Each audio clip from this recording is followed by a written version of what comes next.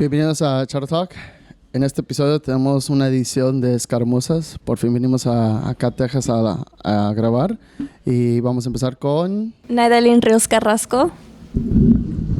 Nidia Carrasco. Vianey Carrillo. Mirna Carrasco. Buenas tardes, ¿cómo están? Bien, ¿tú? Bien. Bueno, como siempre empezamos, Naydalyn, platica tu trayectoria. Yo empecé a montar desde muy chiquita y empecé a montar escaramuza a los 10 años con el equipo de mi mamá y de mi familia, Las Coronelas de Texas. Y ever since then I haven't stopped. Well, how old are you now? I'm 18. Okay. I started riding when I moved from Colorado to Texas. I was forced to ride horses. Didn't want to. And I rode since when? I don't even know. I was in 5th grade when I started. In 5th grade? Yes, and then I rode up until I had my... Actually, no. I rode until... Because I think you were in... We started maybe 2008 when you started riding, right before we went to California. Mm-hmm. So it was 2008. I don't know how old you were then. It was a long time. More than 10 years at least. Okay. A ver, Mirna. I started in 2001. I was 12, I believe. My dad, he's always just kind of had horses and just there. Everywhere we've kind of lived in Fort Worth, but it was just kind of the typical, it's more of a man's thing.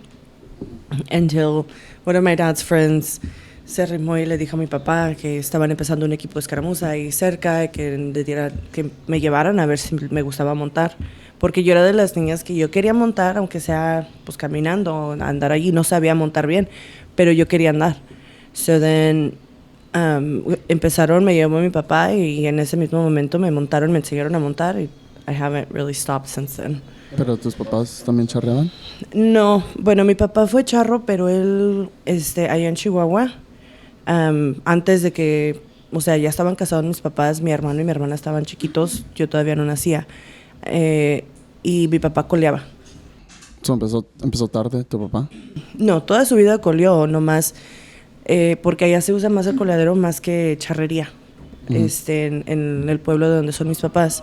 Entonces, allí, pues mi papá era charro, él coleaba, pero ya cuando se vinieron para acá, para Estados Unidos, ya cuando nací yo, entonces ya como que tenía caballos y andaban en coleaderos, pero nada formal, no andaban en charrería ni nada de eso. Hasta que yo decidí que quería empezar a montar, empecé a querer formar un equipo, entonces ya con el tiempo se fue dando, ya yo fui la que inicié, el de la familia. Okay. A ver, Vianey. Pues yo empecé a montar desde pues chiquita. No empecé con caballo, empecé con burros. So yeah, I started riding. I've always loved horses when I was a kid, so I've always wanted one. But my dad's like, "Well, we're starting with the donkey." And it was in Mexico. I got my first horse when I was 13, and I used to have my horses over at Chabelas. And siempre me gustaba mucho, me fascinaba ver las muchachas montar en equipo. Pues, growing up, I played a lot of sports, and just like the whole team aspect, having empowered women or girls around you makes you feel a little bit more stronger. So, but I never had the opportunity to really like ride in a team until, say like in 2018. That was the first time I ever rode. Like in every team kind of struggle a little bit, but I think I actually kind of enjoyed it. I wish it was a little bit longer, but other than that, I mean, I'm the black sheep in the family, so I'm the first one to ever ride. And everyone's like, "What? Like you like that stuff?" I'm like, "Yeah." Like, don't cancel me out. But like, I genuinely love the sport. Knowing where you come from, and my family doesn't really tie too much on like the culture, like coming to the US, but I'm trying to keep that alive in my family. Si Dios me da permiso tener hijos, I would love to, instill that in my blood, for generations to come. because I think that's beautiful. Like, you guys get to do that, you know, and that's something that's instilled with y'all. And I don't know, I think it's just very, it's just, I don't know, it's just like a lot of power behind that, you know. But yeah. Well, de hecho, I think majority of the people that know you from photography. Talk about that a little bit. Well, photography, it really started as a hobby whenever I was in the team. And eventually, I used to have mentors back in the day. They tell me, like, if once you have your why, if it doesn't make you cry, you know, like, then it's not big enough. And so then I started thinking, like, why am I going to do this? Since my dad doesn't have sons, nobody could carry his last name. So, I'm gonna cry. But, like, he's really the reason why, you know, like, my family, like, that's my inspiration. Aside from just, like, you know, helping people or letting people have memories, that's really the reason why I decided, you know what, like, I want to continue doing photography. And like I said earlier, like, you know, I'm the odd one in the family, so just bringing that around, you know, my parents and showing them my work, and then they're kind of like, oh, wow, like, you did that. I'm like, yeah, you know. But I think it's still fun because, you know, I've never done a coronacion, and I think that was, like, the most, había mucho emoción, you know, like, seeing her smile. Like, I'm telling her, like, she looked like a whole different person, you know, like, very enlightened. And, you know, and being part of that is kind of, like, hit me a little bit harder on why I do photography. So which one did you start doing first? Did you start writing or did you start doing photography first? I started writing first. Okay. I started writing, and then kind of my sister had a camera. She didn't use it, so I was like, hey, like, can I borrow this? And, you know, I never looked back since. So what were you shooting with? What was that first camera? Do you remember? Canon Rebel T6. No, I'm just kidding. It was a Canon Rebel T6, something that you buy, like, at Walmart. You know, just little camera with the kit lens. Just use what you have, and eventually, with time, you know, and mentors like Palomaso, and just, like, other people too, I would message and, like, ask, like, for help, or just YouTube. Shout out to YouTube. And just a lot of trial and error, you know, like, that's really it. A lot of people ask me too, like, why, like, what do you do? And I'm like, no, it's just trial and error, experiences, you know. Yeah. What was the last year you rode? I only rode for, like, a year. I didn't stay at that team long, just because there's a lot of, I don't even know what the, like, word to use. But, like, that, yeah, a lot of, I guess, yeah, just plain as a drama. But I don't know, it was really, like, yo tenía esa ilusión, like, you know, thinking, like, the dream team is everyone's gonna put in their part, everyone's, like, dedicated, motivated. And it would be times where I would make extra trips to pick up other people's horses when the, like, captain wouldn't even do it. You know, like, sometimes, you know. And it's like it was kind of sad. Like, I actually wanted to, I don't know if you're gonna put this in, I don't know, but it was yo nomás me ilusioné. It's really the expectation. I had high expectations in a team, because I've never, like I said, I've never been around it enough to know, like, I guess, behind the scenes. I just saw, like, everyone's nice dresses, synchronizations and stuff. But I think a lot of it, or I think the most important part is the work behind it. You don't just have a strong team because you have a bunch of, like, strong girls or strong writers or strong opinionated people. Like, you really do have to put the work behind it. And a lot of times we would feel like when we would be writing, we would feel kind of like a disconnection. And the first thing we would say is, oh, we need a bonding, like, whatever, like, bonding time. So we would take the time, and instead of practice, we would, I don't know, we would have una carne asada, or, like, after a practice, like, on a Sunday, we would have, like, breakfast, and we would get off the horses and just enjoy each other and actually get to know each other. And we would start building, like, a friendship. And eventually, because you really do spend so much more time with escaramuza team that really isn't all your family. We were fortunate that we had half of the team was the family. But even with that, we would have all kinds of issues. And of course, like in the lienzo, outside the lienzo, and just trying to get to practice, we would have all kinds of issues. But at the end of the day, once we walked into the lienzo, we knew we had to have each other's back. Nice, yeah. But the bonds were built outside of the lienzo, I feel like, mostly. The trust is what I think is the most important in a team, because if I can't trust you to cross in front of me and, trust me to be able not to crash into you, we won't be able to do it. And I think that's something that we had to realize outside of the lienzo. It's like, okay, can you trust me outside of here to tell me whatever you have to tell me? Then that you can trust me with your horse, even if your horse is no está bien, there's something going on, or something's wrong with you. I think that was something that we worked very hard when we rode, was to make sure that, okay, maybe it's not the horses, it's us that need to trust each other, because once we trust each other in the team riding, then, the horses they're going to flow, you know? But, And speaking about family, how are you guys related? Well, Naydalyn is my daughter, and Nidia is my sister's daughter, so she's my niece. And then the reason we had you is because it was Palomasa's idea, which was a cool idea to get the concept of a photographer, since you guys see things from a different perspective. Mm-hmm.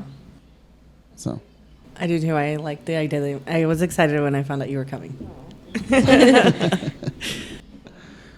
So, how long have you said you've been writing for? O sea, las dos empezaron juntas, like around the same time? No. No.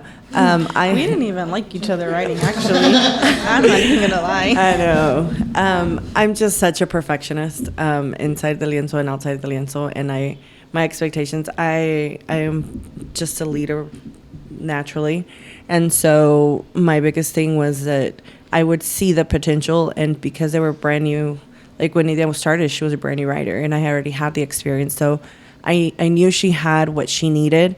She had the horse, she had the posture, she had the ability, she had the drive to learn. And it's like I wanted her to move faster and to learn faster and to reach her potential like much faster. So I was really hard on her at the very beginning. And we crashed so many times. We would clash all the time. We would argue inside of the lienzo, outside of the lienzo. But once we would go in and actually we were dressed and it was like go time, it was just the best feeling just to look over and to know, like, damn, this is really family, and we're really doing it as a whole. Because at one point it was me, and then I had una prima hermana, Noreli, that she was writing with us, and then Nidia was writing, and then my brother's daughter Crystal was writing, and then the two little ones, which my other niece Alexa and Naydalyn's they were just going to start writing. So it was like the whole family was like brought together, and so it's one of those things that was just really super cool just to see your family there. And you always rode with Coronelas de Texas? I did not. ¿Te acuerdas toda la trayectoria? Yes, of course. So when I first started writing, empecé con un equipo, con Yeli Valverde. She's the one that started that team that I was saying earlier, that they were just starting the team, estaban empezando y me hablaron, y ella fue la que me enseñó a montar. Ella y su hermana Brenda. Ellas eran las norteñas, nomás que ellas lo que más disfrutaban era hacer like shows. So they would do shows, y íbamos y nos presentábamos cuando venían unas bandas muy padres o que eran como rodeos como de jineteo o así. Entonces íbamos y nos presentábamos. Entonces nos empezamos a dar cuenta que existían competencias, porque pues nosotros no conocíamos de eso. Entonces en ese punto me fui yo para otro equipo que fue allí con Isabel, with her daughter, Christy. Entonces empecé a montar allí, duré, I don't know, maybe like a year, maybe at the most a year. And then I found out I was pregnant with Naydalyn. So then... Gosh, Naydalyn. I just had to. So then, while I was pregnant, I rode up until I was 4 months. Entonces, ya cuando me bajé del caballo, o sea, me dijo mi papá, o sea, ¿qué vamos a hacer? O sea, tienes que hacer algo. Porque mi papá, o sea, el enfoque más grande de mi papá era darnos un lugar, porque somos muchas de mujeres en la familia. ¿Cuántas son? Tenemos más mujeres que hombres, I feel like. Like, yeah, like in our immediate family, like it's me and my sister, and then my brother's only one. And then my sister, she had Nidia first, and then she had the two boys. Well, she's even because she has 4. And then, pues, I have Naydalyn, and then my brother's family también. O sea, la mayor era la mujer. Entonces, eran como que las que estábamos dominando.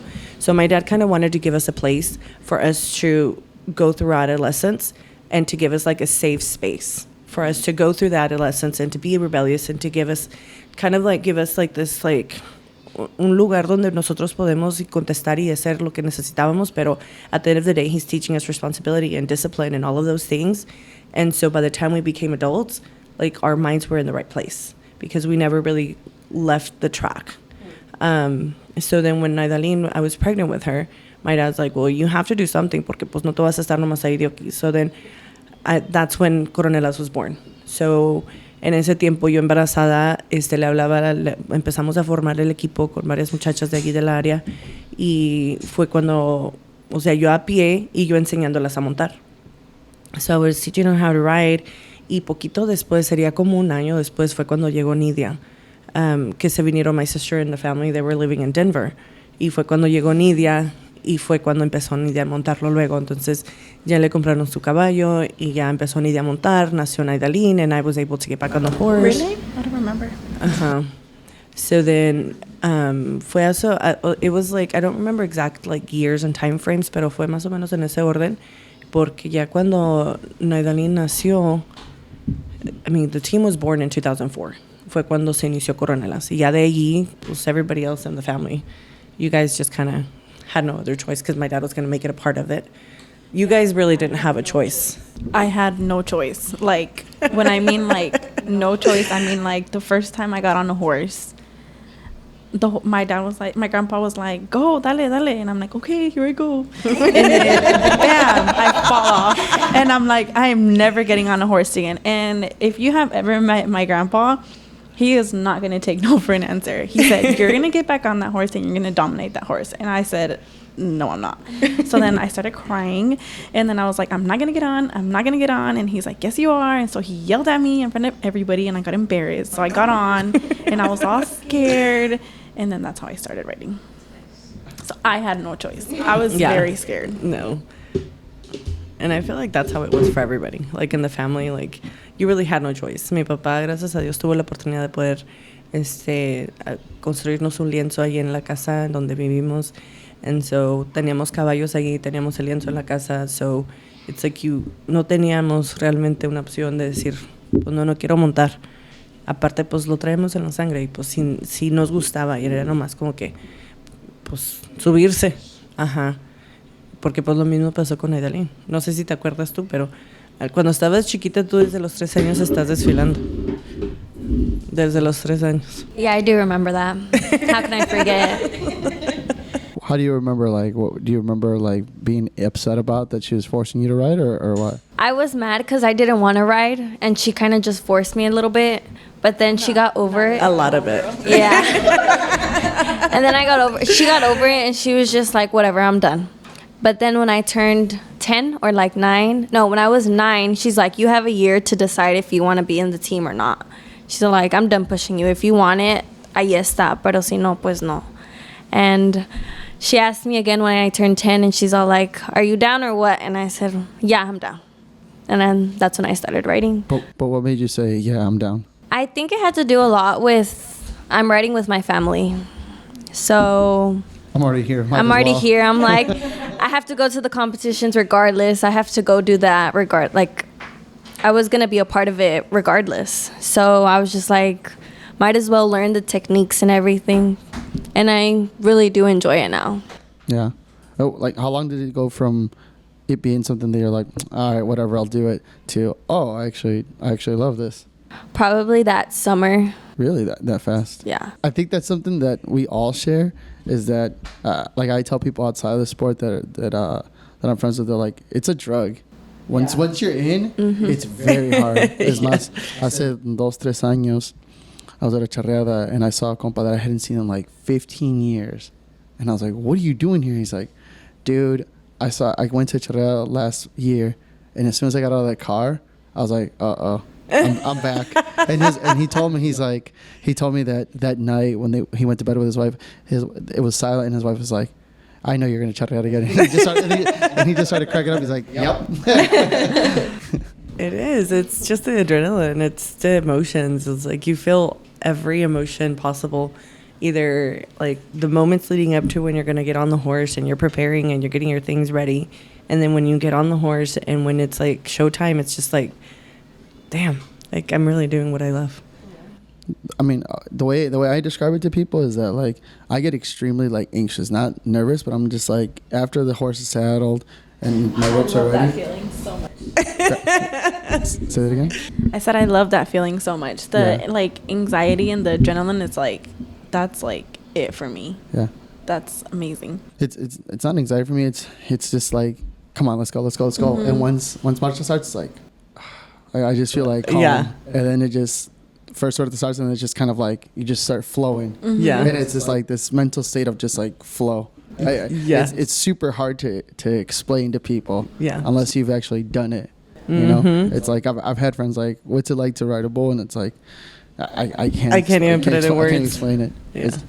You know, That's how I feel whenever I would slide. So like I feel like something my grandpa also taught all of us is como puntear. And you know, and so I feel like with me, it's like after I did my punta, whether it was the best or not the best, it was just like, okay, I can breathe now. Like this is okay. I'm good. You know, because I feel like for all of us, we were all just kind of like, and like you can see it in everybody's faces and everybody's eyes. I'm a big person. Like I'll read your eyes, and homegirl right here, she's the perfect person to read. Like because as a captain, you have so much responsibility that you have to take, and sometimes I would have to tell her like, hey, dude, it's okay. Like just breathe. We're okay.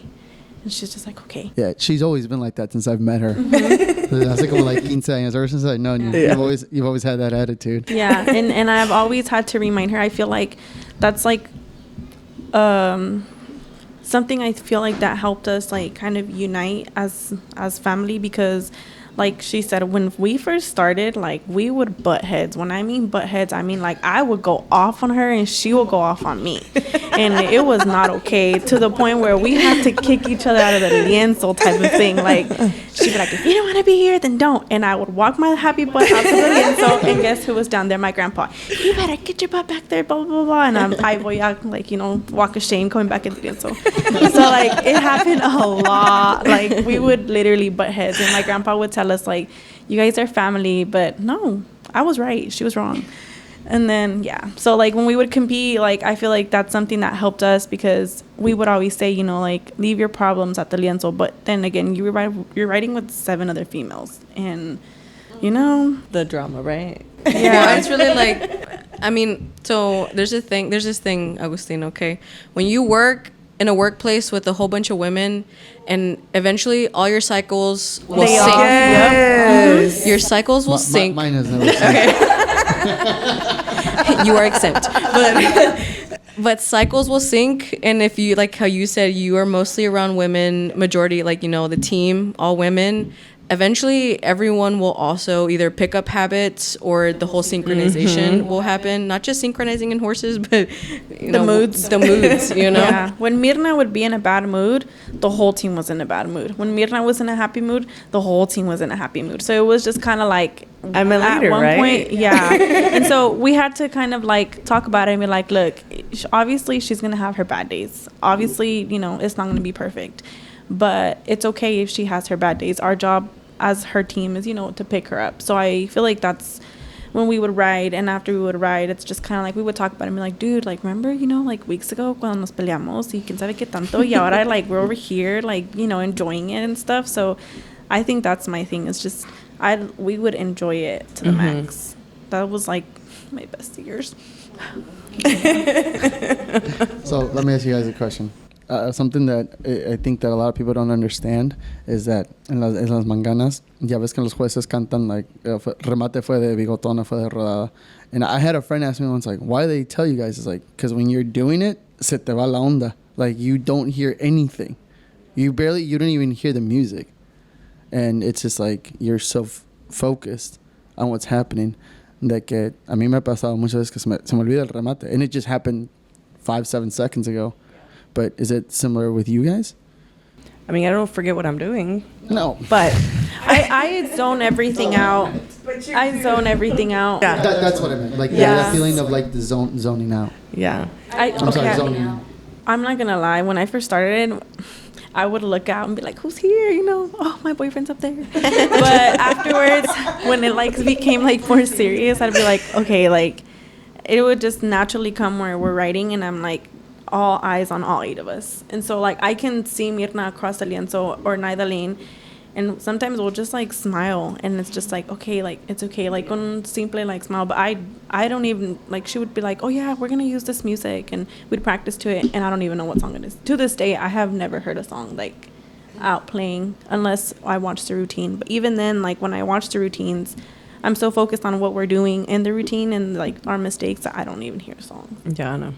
And I think that's the thing. It's funny because pues yo como capitana llevo la responsabilidad de, bueno, al menos con nosotros en mi equipo, yo preparo la papelería, yo me aseguro de la música, and it's just funny to me, like half of the times I would forget to go take the music or like go pick a song, and I wouldn't remember like off the top of my head, and the guys would just tell me like el del DJ, he would just say, pues esa está bonita. Yeah. Coronelas. No, we were anti-coronela song forever. But, you know, he would just end up picking a song, and we would get out, and it'd be like, we were hauling ass. And they were like, well, what song did you put? I'm like, I don't know, whatever the guy chose. And they were like, well, that song was really fast, so we can't do that one again. Well, we never knew what song it was. It was just whatever the guy wanted to put on. But it's funny how you just grab the rhythm of you. Yeah, you just get the rhythm of it, and the horses feel it, and we feel it. We just kind of get in our zone. But we adapt to the song even if we're not listening to it, which is just really weird. But it's kind of cool when you think about it. The way I've always described escaramuzas to outsiders, I hate saying that word, but I mean, that's what it is that it's like you guys are synchronized swimming on horse. Yeah. Or like a ballet. Yeah. I do that. I say that too. So I smart. do too. You know how hard it was to describe that in high school? Like, I'm not 20 even years kidding. later. Yes, because when we were like really focused on writing, and like, you know, I was in high school, so I was having to pick like, all right, am I gonna be a senior in high school and like, you know, be able to live my, you know, senior year with my friends in high school, or am I gonna take escaramuza serious? I was like between both of them, and I missed like a lot of state competitions for cross country, and I almost got kicked out of the team. And I was like, wow, I have to go to nationals, and you know, like in Mexico, and you know, and they'd be like, what do you do? And I'm like, we ride horses and we do little circles and we get out of the circles and we do 8 of us, and it looks like we're gonna crash. That's literally what I would say. All your teammates are thinking you're like on a merry-go-round. Yeah. So I would have to show them videos, and I'm like, look, this is what we do, and they're like, oh, that's so cool. Like, okay, you know, go ahead, you can go to your competition. But imagine that, like, oh, it looks like we're about to crash. See, imagine if you didn't have the video to show them. Then they would, sabrá Dios qué pensarían ellos, and you're just like. Especially the way she described it.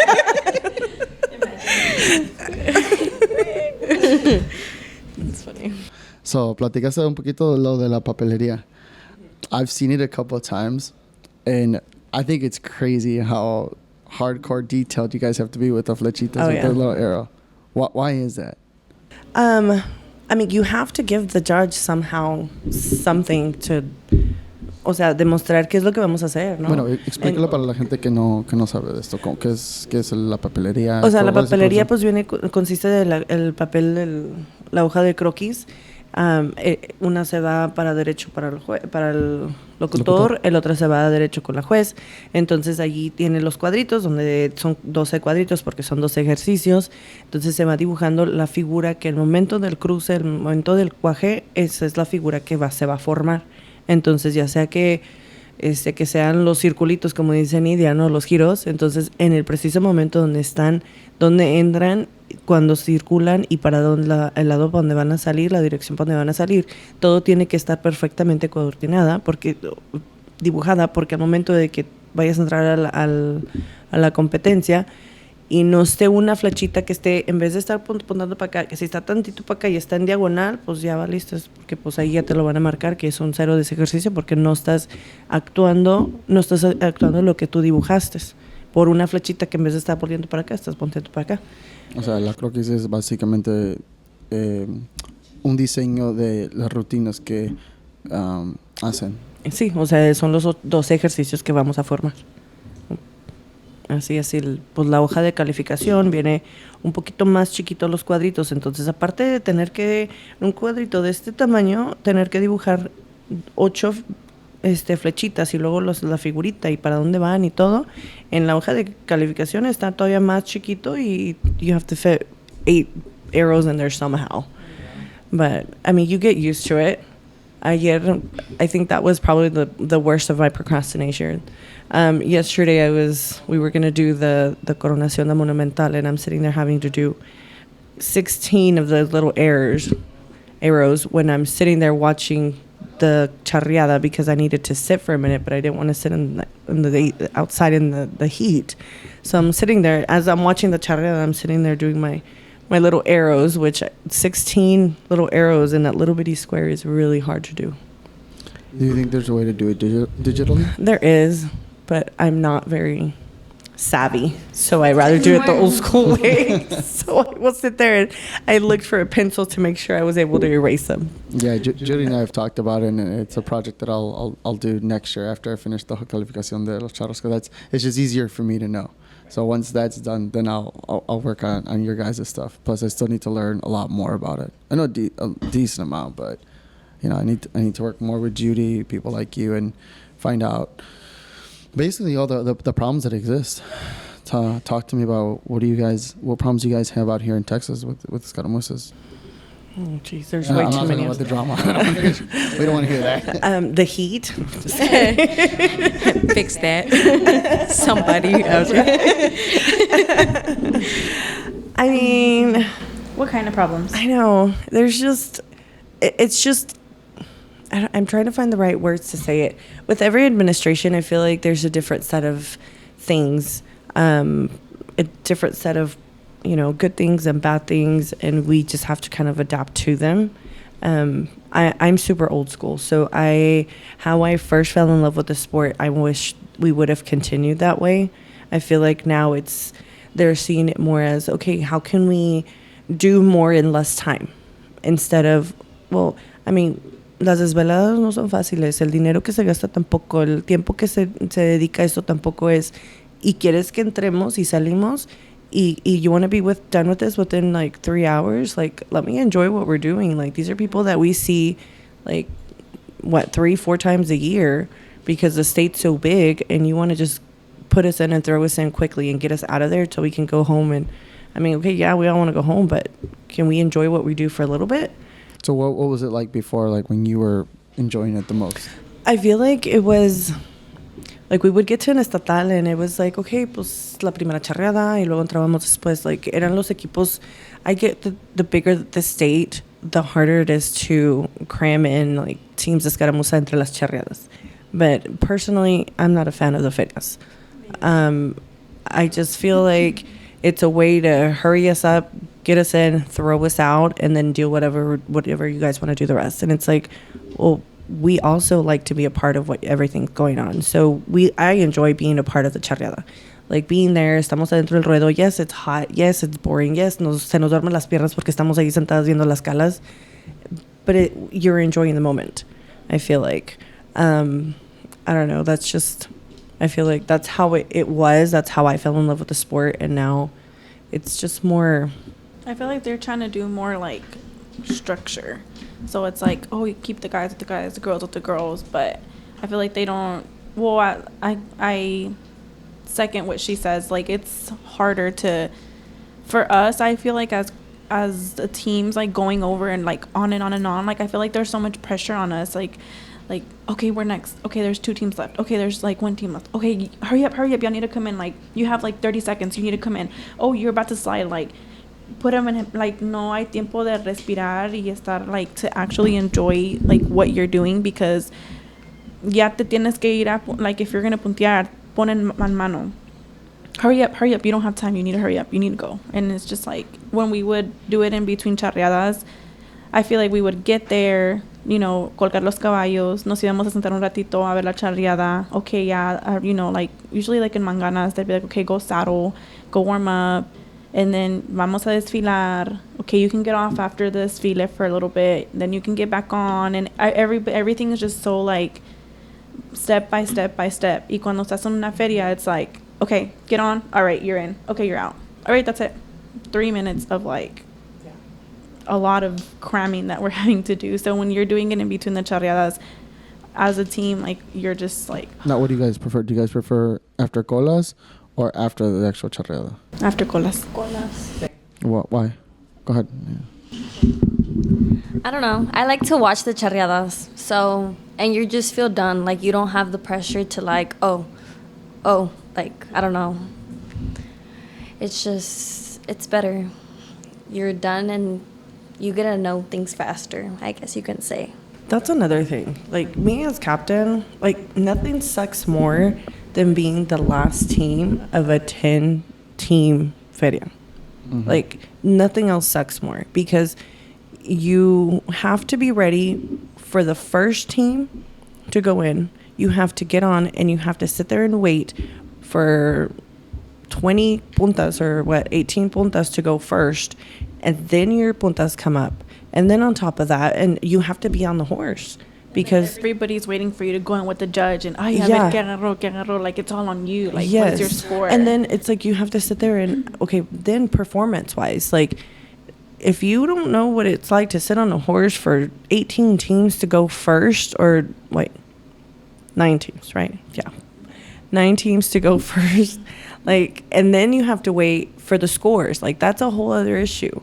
Like, cuando estás entre charreadas, o sea, son 2, 3 equipos los que van a entrar entre charreadas, entonces te bajas, pasa una y luego pasa la otra, entonces recibes tu puntuación ya. Entonces ya es en el momento, o sea, ya como capitán no respiras. No, pero si es de la otra forma, o sea, cada equipo ponle que se tarde media hora cada capitana con la juez, que realmente es mucho más siempre.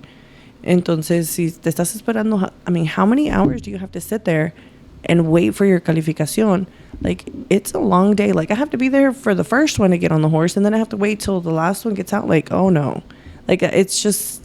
Yeah, that's something that I've always noticed, and I never understood. For as many friends as I have that ride, like, why do you guys have to wait so friggin' long for your scores? Yeah. Like, it's ridiculous. Is it a problem that there's not enough judges? Or what's the process like behind the scenes? I feel like, to me, the problem is the feria.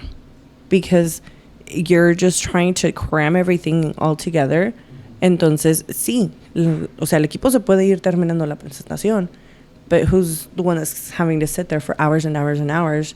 Pues la capitana. Ahí está sentada. Y si el equipo la apoya, se va a quedar el equipo ahí. Y luego no se pueden cambiar.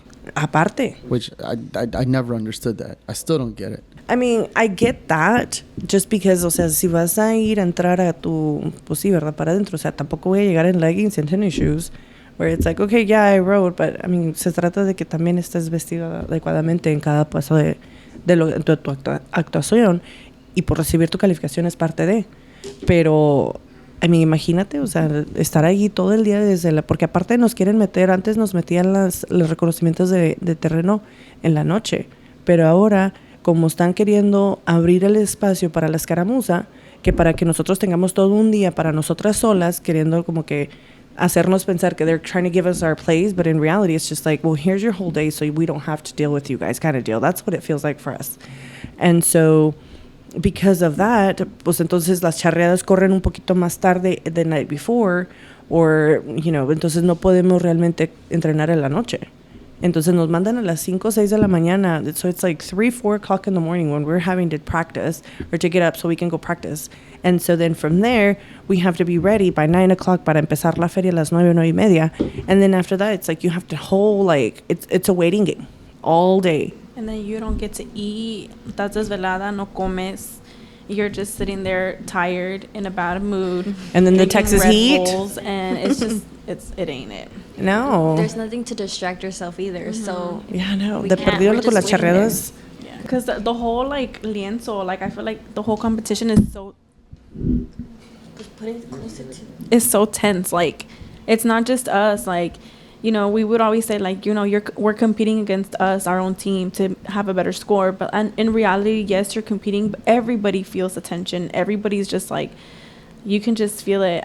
You know, yo cuando punteaba, and I would see other girls, like, I can read their eyes, and they're just like about to crap their pants. I'm like, hey, dude, like, it's okay. And I always did this thing, like, with my teammates. I don't know where I learned it, but I was a daycare teacher, so I learned a lot of, like, little, you know, tricks here and there of, like, kids when they were super nervous and stuff. And so I taught them the pretzel. The pretzel. And so pretzel. You have to do this one. It's like a breathing exercise. Okay. And so it's just kind of silly, but you know, you'd breathe in and out 3 times, and they would say that when you did that, your body would reset. And so when I'm back there, I remember I would tell Naydalyn all the time, like, hey, let's do the pretzel. And then people are looking at us like, what the hell are they doing? And you know, I would be like, hey, come over here with us. And like, some people would come and do it, and some of them were just like, you know, too nervous, which I get. You know, sometimes like everybody takes their time, like, you know, however they want, but I like to do that to distract us from all the tension and all the, like, especially with her, because when me and her would slide together, she gets so caught up in everything that she has to do, and I'm like, Naydalyn, it's okay, just breathe. And then my favorite one is slap in the back. Plain old slap in the back, like hard, as hard as you can. And you do it when they're least expecting it. So Naydalyn is sitting there like, and I'm like, bah! She's like, Nidia, I'm like, you know, like, snap out of it. It's okay. You know what you're doing. Like, just breathe. And so I feel like it wasn't just us. Like, everybody, when we're in ferias, like, everybody's just in, like, you know, they're in go mode, but it's not like go mode where you're calm. It's like, go mode where you're tension, pressure. It's a go mode where you're tense and, like, pressure, and you're just like, ugh.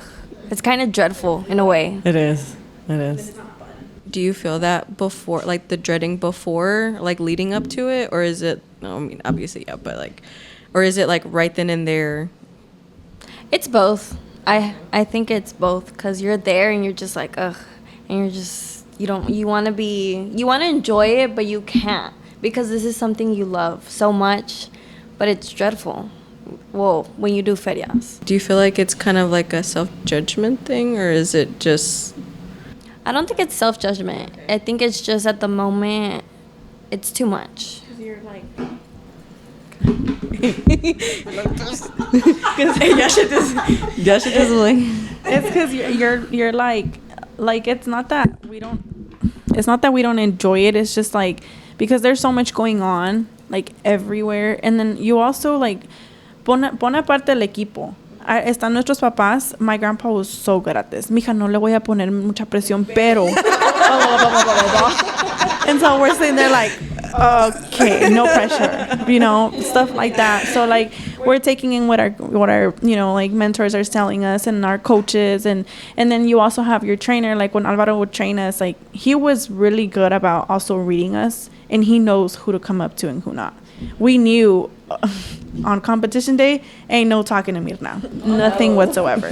Not even Don't until even look at her. Yeah, literally, because she would be so, like, and I understand now, I do, but I didn't before, because I'd be like, why is she always in a bad mood?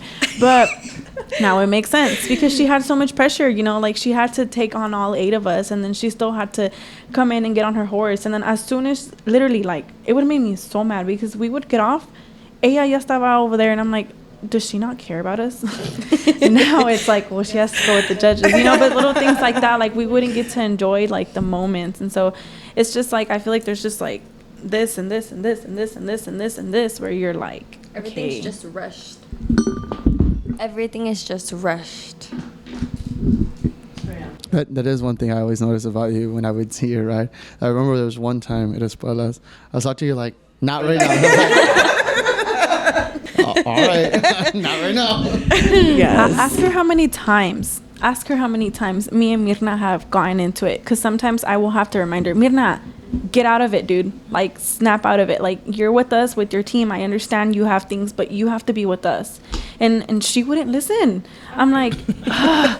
So we would, because I am the mom, but I'm like, I care about everybody, and I want everybody to be a family. And then Mirna's like, I'm the mom, but I'm like the tough love mom, where it's like, you know, like, she would yell, and so Mirna would go and yell at Naydalyn, and Naydalyn would cry. Yeah, Ivan Nidia. It's okay, Naydalyn, don't cry. Like, you know, she's just, you know, being your coach. And so that I was the one that was right after everybody when they felt like Mirna was being too hard, because my grandpa has always been hard on us. And so I know what that's like, but they didn't, you know. So I would always be like, it's okay. Like with my sister, I love my sister, but she's so sensitive. And so Mirna would yell at her, or my grandpa would yell at her, or Alvaro, and she wouldn't say anything, but after practice, she would feel so like down. And so I would tell her, like, you know, this is how it is, like, it's okay, you know, you're good, and we're doing this to teach you. And our coach, I love our coach. He's like the best. He would ¿Cómo se llama? Alvaro Okay. Treviño. He's amazing. I remember when we first started riding with him. I'll put you on the spot. Oh God. He would punish us, and he would make us run around the lienzo. Por cada error en la rutina nos hacía correr una rueda. Y acá mis ojos bien aferrada que ella no iba a correr. And I'm not even kidding, like, her and Alvaro got into it because she's like, I'm not gonna run. And Alvaro's like, you're the captain, like, you know, no, I'm not gonna run. Bueno, pues te sales del lienzo. Ahí va Mirna. Leaving the lienzo. And guess who came back with a walk of shame? Here she comes back again. But my dad was waiting for me on the other side, and he sent me back. Just like me that one time. But it was just like so cool. Like we I think we had so much fun. She would yell at them, and I'd be like, it's okay, don't cry. I feel like we were talking about earlier, that you just grow that bond, and you need a little bit of everything in this kind of thing. And I don't know if everybody else or anybody else's team experiences the same thing, but as for us in Coronelas, we really take it as a family, and I've learned to read personalities and value people at the level that they are, and at the like what they bring to the table, because we need a family of everything. Like we had, of course, I'm the perfectionist that's like super duper hard on everybody and my expectations are so high because I see potential, because I want them to grow as a person. And yes, Nidia is always the one that kind of, you know, mother goose kind of person, just loved on everybody and gave everybody their place and made everybody feel better, and absolutely made everybody just snap out of whatever mood we were in, and just kind of like, okay, she took the reins at that point. And we had the little ones that were just, you know, made everything super fun, and everything was a joke, and everything was just like, like nothing serious. And it just kind of brought us back to life, or, you know, put our feet on the ground and just kind of said, okay, we have to enjoy it because the little ones enjoy it that much. And, you know, we had the one that made just the dumb jokes that would just, you know, make us snap out of it. You know who that was? Solema. Oh, that one. It was just like the stupid, like, you know, the dad jokes. Okay, she would do like the mom jokes, like the stupid jokes that would just make us crack a smile in the moment of like super duper tense moments. But you just have to have all of that. And oh yeah, one time she was like, why are y'all so nervous? Do you want me to show you my boobs? And we were like, girl. It worked because we were all like Palamazo, we're done with Charro Talk. We gotta join this escaramuza group. We're done with this. Yes. We were like all like, you know, walking around right before competition. We always walk in a circle, and we're all like in our zones, like, you know, thinking about what's about to happen. She's like, do you want me to show you how bizarre my boobs? And we're just like, and of course we all started laughing because we were like, no. So, I mean, we just have a really good dynamic, and it's kind of fun to say that, I mean, we rode since 2004, and I mean, we still rode this year for stock show. And we've just had so many girls come through the team, and we still, like, we see them years later. We're just like super duper happy to see them again, and just to be, it's just a family. We become a family, and it's just kind of cool. Something kind of neat. I mean, we grow up together kind of deal.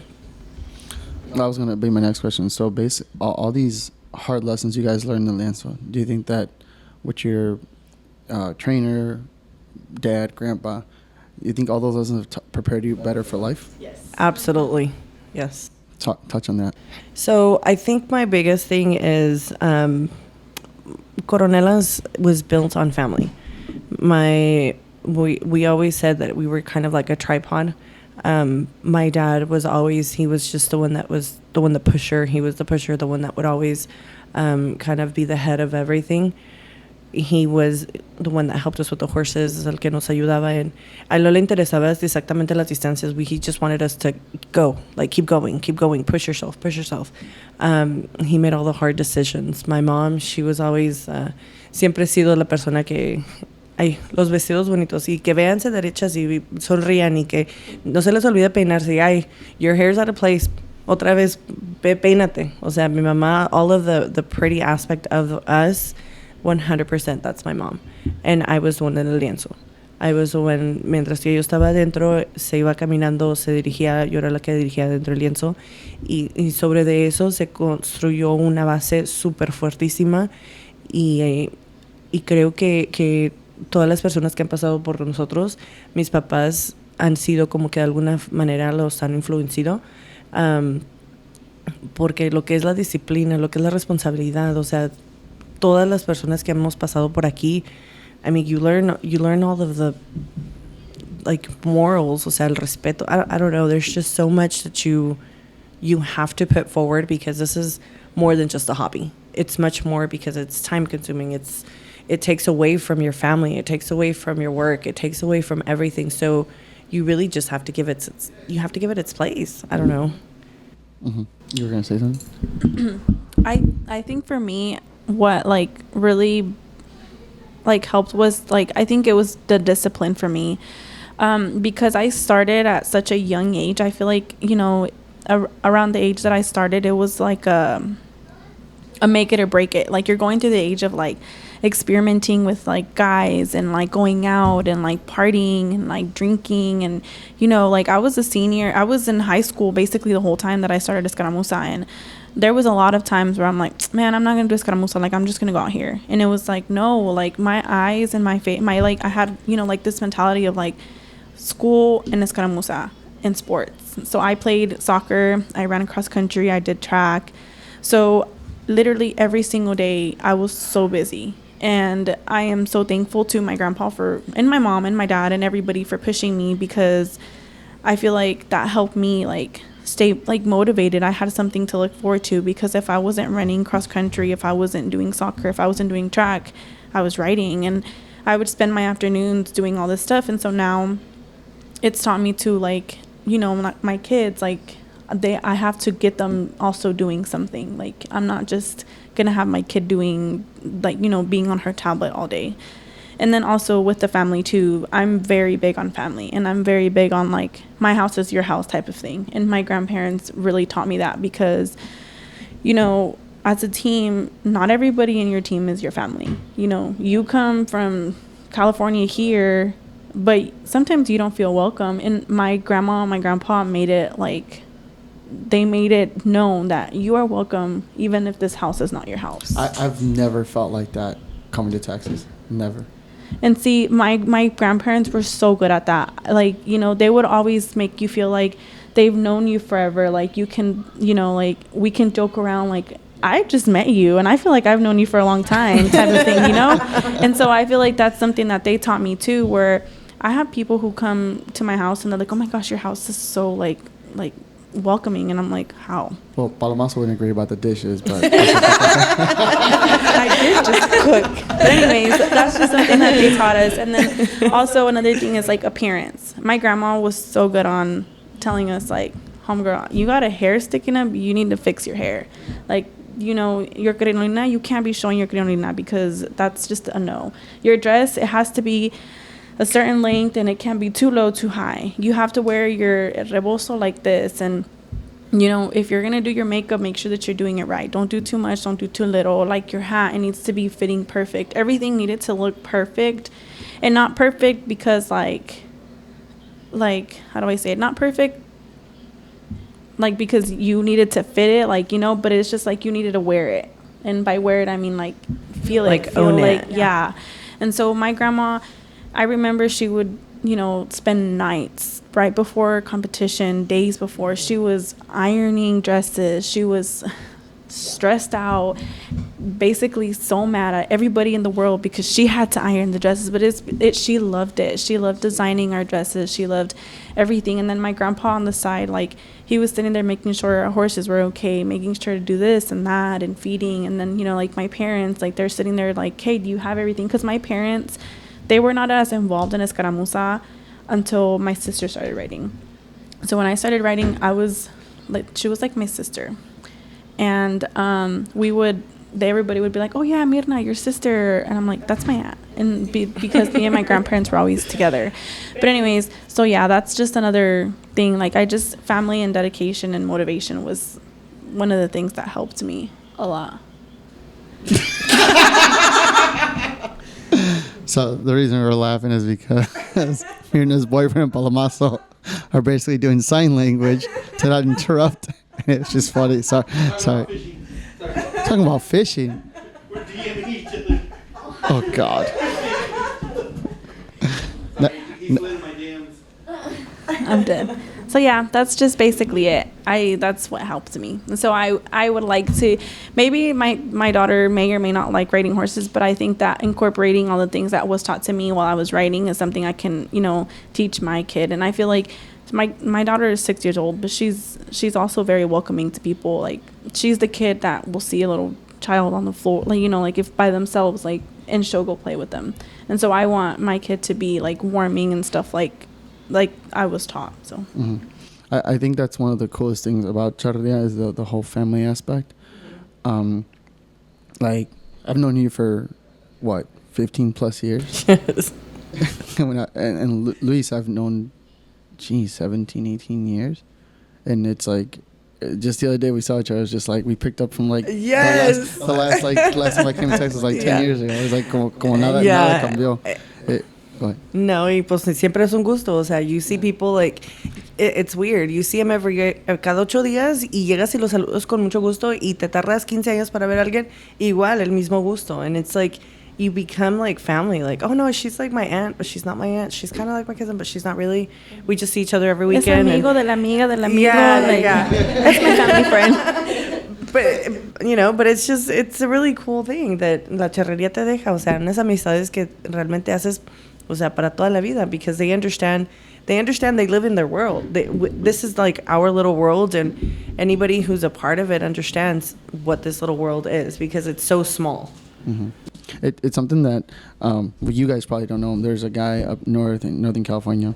We had on a podcast, Rafa Sanchez, and we were talking, and he's like, you know, I've had my faults where I've had beef with people, but then I think about it, and it's like I see them more than my actual family. Yes. So there's no point in me having this beef. Like, I just got to squash it. It makes no sense because I'm going to see you in a couple of days. Like, there's no point in having these problems. And that's another big thing about the podcast. I know for an absolute fact, this project isn't going to change all the negativity. But if we can eliminate 0.5%, I'm happy. I feel like we did our part, you know? And it's something that we have that term, familia charra, and we all use it. So it's like when we talk about like the drama, and it's just like, I don't get why. I've never understood why. Lo de las envidias, I've never understood. I'm never going to understand it. I understand positive envidias. I have friends, conocidos, it's like, man, I wish I had that, but I don't hate on them for it. It's like, that's awesome that you have that. And hopefully I'm going to work hard enough so that my kids someday have that. Mm-hmm. And they get to experience that. You know? I think it's just weird how we... like you see people, and I guess now especially with social media, that you see each other and you're just like, oh, I ride with this person, and oh, you remember that one person that we said hi to? It's like they're cousins with this one, and you know of people, like you really know like the whole like dynamic or who they ride with or where they live or what kind of area they're in, and it's like, but you never really know them. So when you finally meet them, it's like, well, I mean, I've followed you on whatever, like Instagram for like 10 years. So I know of your life, but I've never really actually met you. And so it's kind of like you pick up on that and you kind of, I don't know, the friendship is already kind of formed, I guess, in a way, because you've already, you've commented or you've sent messages or whatever with these random people that you don't even know, like way on the other, some state that I've never been in. Pero ya los conozco y ya cuando nos conocemos, it's like, it's so nice to finally meet you. It's just the weirdest thing to me. It's like, I know your entire life, but I've never actually met you. So it's just weird, but I think it's a pretty cool thing, I guess. Yeah, I agree. You were going to say something? Well, like, touching base on what you said. Get closer. Okay. Touching base on what you said, like meeting people, being in photography, I've had the honor and the pleasure of meeting a lot of people. I never thought that I would ever like meet people, like, I've heard of the Coronelas, but I've never known exactly like who rode. I always heard like y'all were like, y'all were really badass. Like, sorry, I shouldn't have said that. You're fine. We're past the 15 minutes, right? But like, y'all made something for yourselves. When you said like y'all have a really strong foundation, like eso sí carga mucho palabra, like that's and I agree. And so meeting you guys and like really knowing a part of y'all's team, it's pretty cool. Like, I can say I finally met somebody in that team. And then along too, like I met people from like California or Houston and Colorado and Chicago, and it's crazy because I used to say like, the best way to travel is through people, and like I met a lot of awesome people in this industry. So. I remember when I first met you, I just tapped you in the back. Hello. Because we had talked a bunch of times on Instagram. Yeah. And since I work with Balamaso a lot, he brought her out to Cali, and I was like, where is she? I gotta go like scare her because ya ves como soy yo de juguetón. Yeah. But actually, speaking of that, so I asked Balamaso to text me some questions for you because we did want to get the photography perspective. When do you think you're going to come back to ride? Are you going to think you're going to be able to do it? I know it's hard because I know photography's become a passion. And it's crazy because just in the last year and a half, I've seen you grown so much. And it's awesome. I love watching people get better at something. So it's like, I want you to come back and ride, but at the same time, don't let go of the camera. So I don't know how you're gonna do that. No, I'm not gonna lie. Like, being at events, like really, I had told Palomaso before. Whenever the first time I ever went to Clásico, like I saw all these beautiful horses. Like before anything, I will always look at the horse before the rider. Always. I don't know why. I will always look at their horse, just like either the way they walk, trot, gallop. Structure. And you do express that a lot in your photography. I've noticed that. Yeah, like I'm telling you, when I was a kid, I used to like cut pictures of horses. Mom, if you're watching, I used to cut like pictures of horses that be all over my walls when I was a kid. Like I genuinely have a deep passion for them. But aside from that, like I like kind of strategize like how would I do it if I did ride. Like even if I'm on the horse, like I'll be like, hey, pass me a camera. Like I'll just like even while I'm sitting on the horse, I've done that a couple times when I first started doing photography. I'd go to like random charreadas and like just be outside on my horse just like taking pictures, and it was really fun. Like I'd get different angles and better than what I'd be like standing on 2 feet. But si Dios me da, vida, I would like to join either like in a team or, just ride for like Punta Cala. I've genuinely really liked the whole aspect of a cala, like to the T. Just watching how the horse, like just the horsemanship itself, not just like the rider, but the horse, that connection. And lately, like I've been gravitating more towards like the intellectual or the psychological connection between a human being and an actual horse, and it's a lot deeper than I've ever thought ever since I was a kid.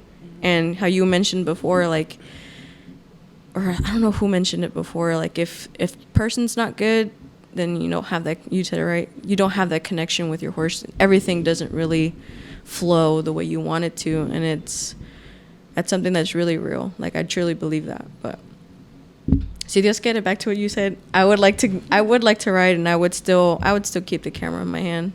That's not gonna go away. Yeah, it's because I hadn't seen so many people like 10 plus years Y ayer andaba floreando, pero no traía soga, so I was just, hand, just pintando manganas. And someone came and was like, "When's the last time you threw?" I'm like, "Fucking 2 years." And like, "Really?" I'm like, "Yeah, it's driving me fucking nuts." As much as I see the value in this, and I'm gonna keep doing it, it's like, I miss it.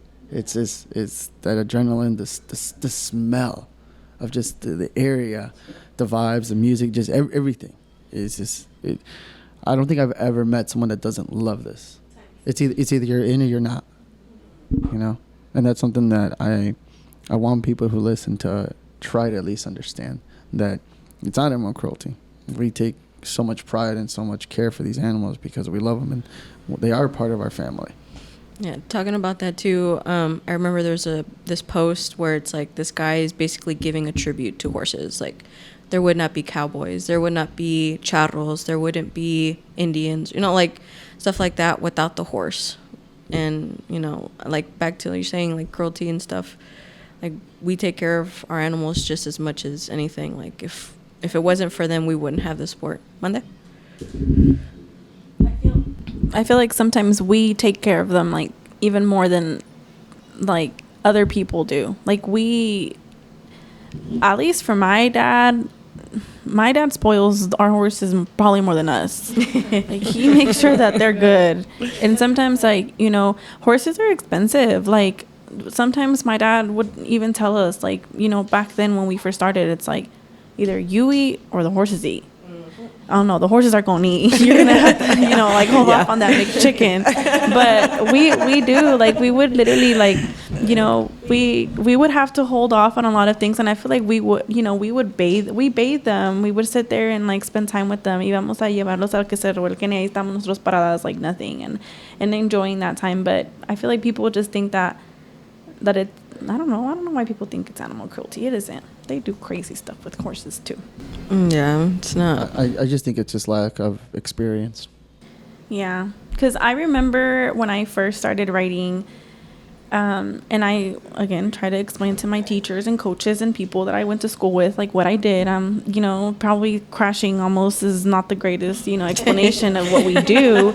But, like, people would ask me, like, do you tug on them? Like, like, why do they have that in their mouths? Like, are you, like, hurting them? And we're like, no, like, it's not what you think. It's just something to help guide where they're going and leading. And I remember this one time, one of my teachers, he was like, how do you manage a horse? How do you do it? And I'm like, what do you mean? Just get on and ride. And he's like, no, like, you can't just get on a horse and ride. And I'm like, yeah, you can. And then he's like, no, because if you were to tell me to get on your horse, I can't guide your horse like you guide them. And I thought about it. I'm like, it's true. Like, it's like a mind thing. Like, you have to connect that mind. It's kind of like Avatar. When they connect little tails? Sí. It really is. Yeah. Like, you have to connect yourself with that horse. Like, if you don't have a connection, it's never going to work, no matter how great you have that horse. Like, a lo mejor tu caballo sabe calar or knows how to do all this really good stuff. But if you don't connect yourself with that horse, and I think where we were tested a lot was when we would go to the nacionales in Mexico. Because, everybody's like, yeah, vamos a los nacionales. And our goal is to go to the nacional. But nobody knows, like, behind the scenes of you actually having to sit there and have 2 practices and connect with the horse. And you have, like, basically a whole hour to connect. Like, it's not just like, oh, I'm going to get on this horse and, like, yeah, we got this. No, like, me personally, yo me iba con mi caballo. And I would go sit there and I would brush her and I would spend time to her and I would talk to her and tell her all these things, like, we're going to do this. And let me tell you, that one time that I did it, I was the only person in the only escaramuza. Yo agarré 14 metros en un tiempo. At that time, it was, like, the best. So I was the only girl in Nacional who did that.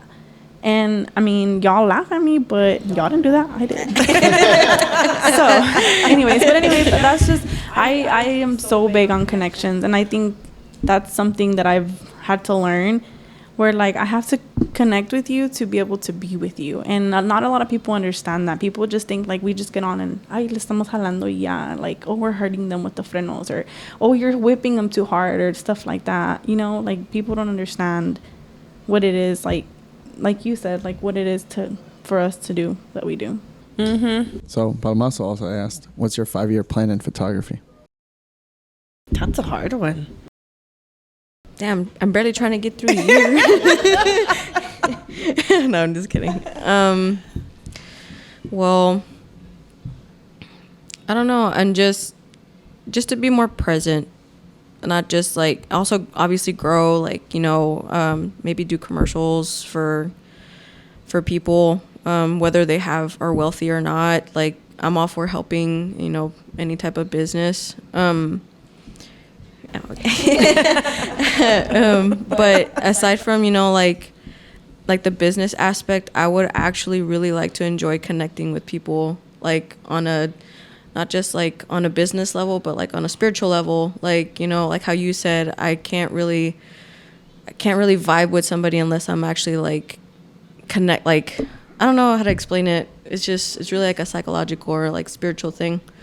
And just, you know, help people's visions like grow or come to life. Yeah. And because everyone deserves that. Everyone deserves to know that, you know, your vision is not gonna not be seen. You know, sería por algo. And I'm very big on like spirituality. Y para mí, si se te nace en la mente, sería algo por Dios. Dios es alguien que te va a dar esa visión, te va a dar ese confianza and all this stuff. And I just think that I would just like to be able to travel more and like meet people, and I don't know, just yeah. I have an insane admiration for photographers, videographers, because as a marketing guy, it's like I have all these ideas in my brain. And when I do graphic design or I'm doing editing, it's like I know what the final product is, but I can't do it. I can only make it to come to life with the actual element there. And the times when I've talked to Palamaso and other photographers, videographers, is like, okay, this is my vision. You got to help me make it happen, because I can only take it from point B to C, but I need you from point A to point B.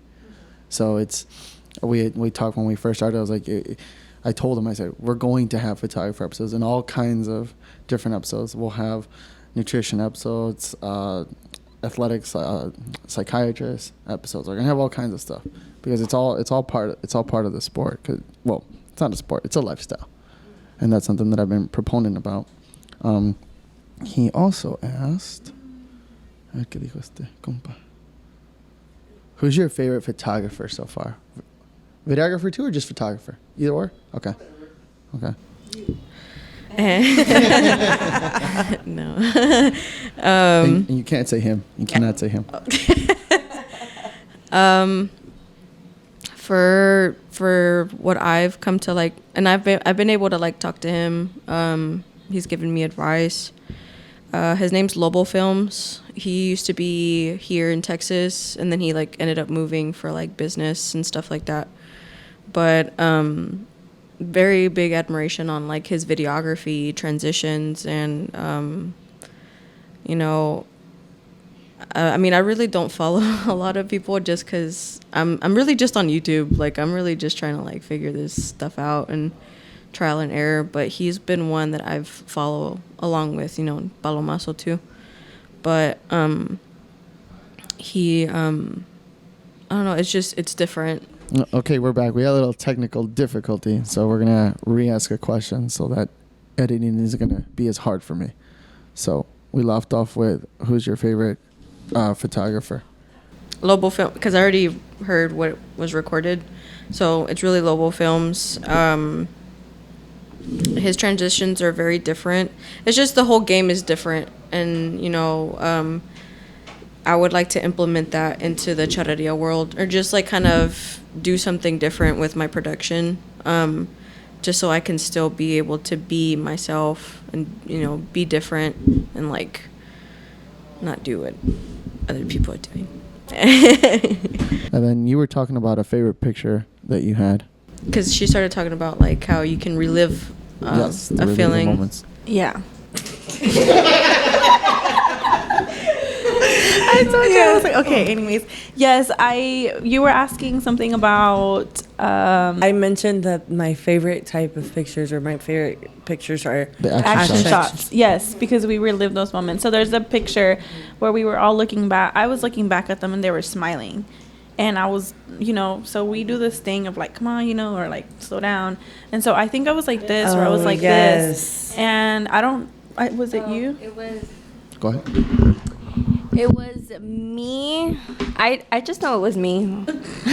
I don't know who I else think it was in Hilda, Alexa. Oh, it was Hilda, Alexa, and me, because I was at the end. And they were Iban las all looking cuatros. at me, and I was like, I was in the front of the line, so I was like, telling them. I don't remember what I was telling them, but it was You really were telling cool. us to go. Yeah. Or no, to slow down, because And it was so like this. We were talking about. I don't remember how so I'm the one who does the Instagram pictures, but Mirna kind of helps me caption them, and I was like, oh my gosh, this picture is so cool because it literally shows what we do in the lienzo, where all our focus is we're all making eye contact with each other at that time. So if you guys wouldn't be taking those pictures, we wouldn't be able to relive that specific moment. And we all love that picture, not because we look pretty, but because we're all in our mode, and You're all synced. Yeah.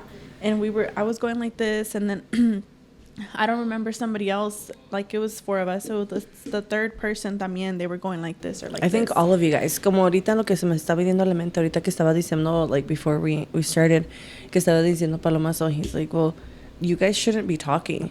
And I think about it, and right now that you're mentioning it, we have actually found ways to communicate in the lienzo without yelling at each other. I feel like it takes away so much. It takes your energy and it takes your focus away from what you're actually doing, because if I'm looking this way and I have to turn around and yell this way and make sure, and I'm yelling that way, it's you completely lost focus for 2 seconds y ya se te pasó el punto. And so we have actually found ways, very simple ways, que si estás del otro lado, it's just a simple hand gesture, aguántame, espérame, bájale, whatever it is. And if I feel like I'm ahead, entonces vente, o sea, súbele. Y de la misma manera con las que vas atrás, porque no hay manera de poder voltear para atrás. Y si volteo para atrás para asegurarme que vengan atrás de mí, you're going to lose it. So then that picture is super cool because all three of the first 3 girls all have the same hand positioned back here at the waist and just pushing back to where it's aguántame, slow down just a little bit. Y la última, and everybody's smiling. Aside from everybody having the hand gesture, it's everybody's enjoying the moment and 100% concentrated on what they're doing. So yeah, that. About the talking though, I feel, okay, so I feel kind of opposite about the talking. Me and Naydalyn have been partners in a lot of the routines, and me and Naydalyn don't stop talking. We literally, and I don't mean we're sitting there a full-on conversation, but ask her, we're in the routine. Naydalyn, what's next?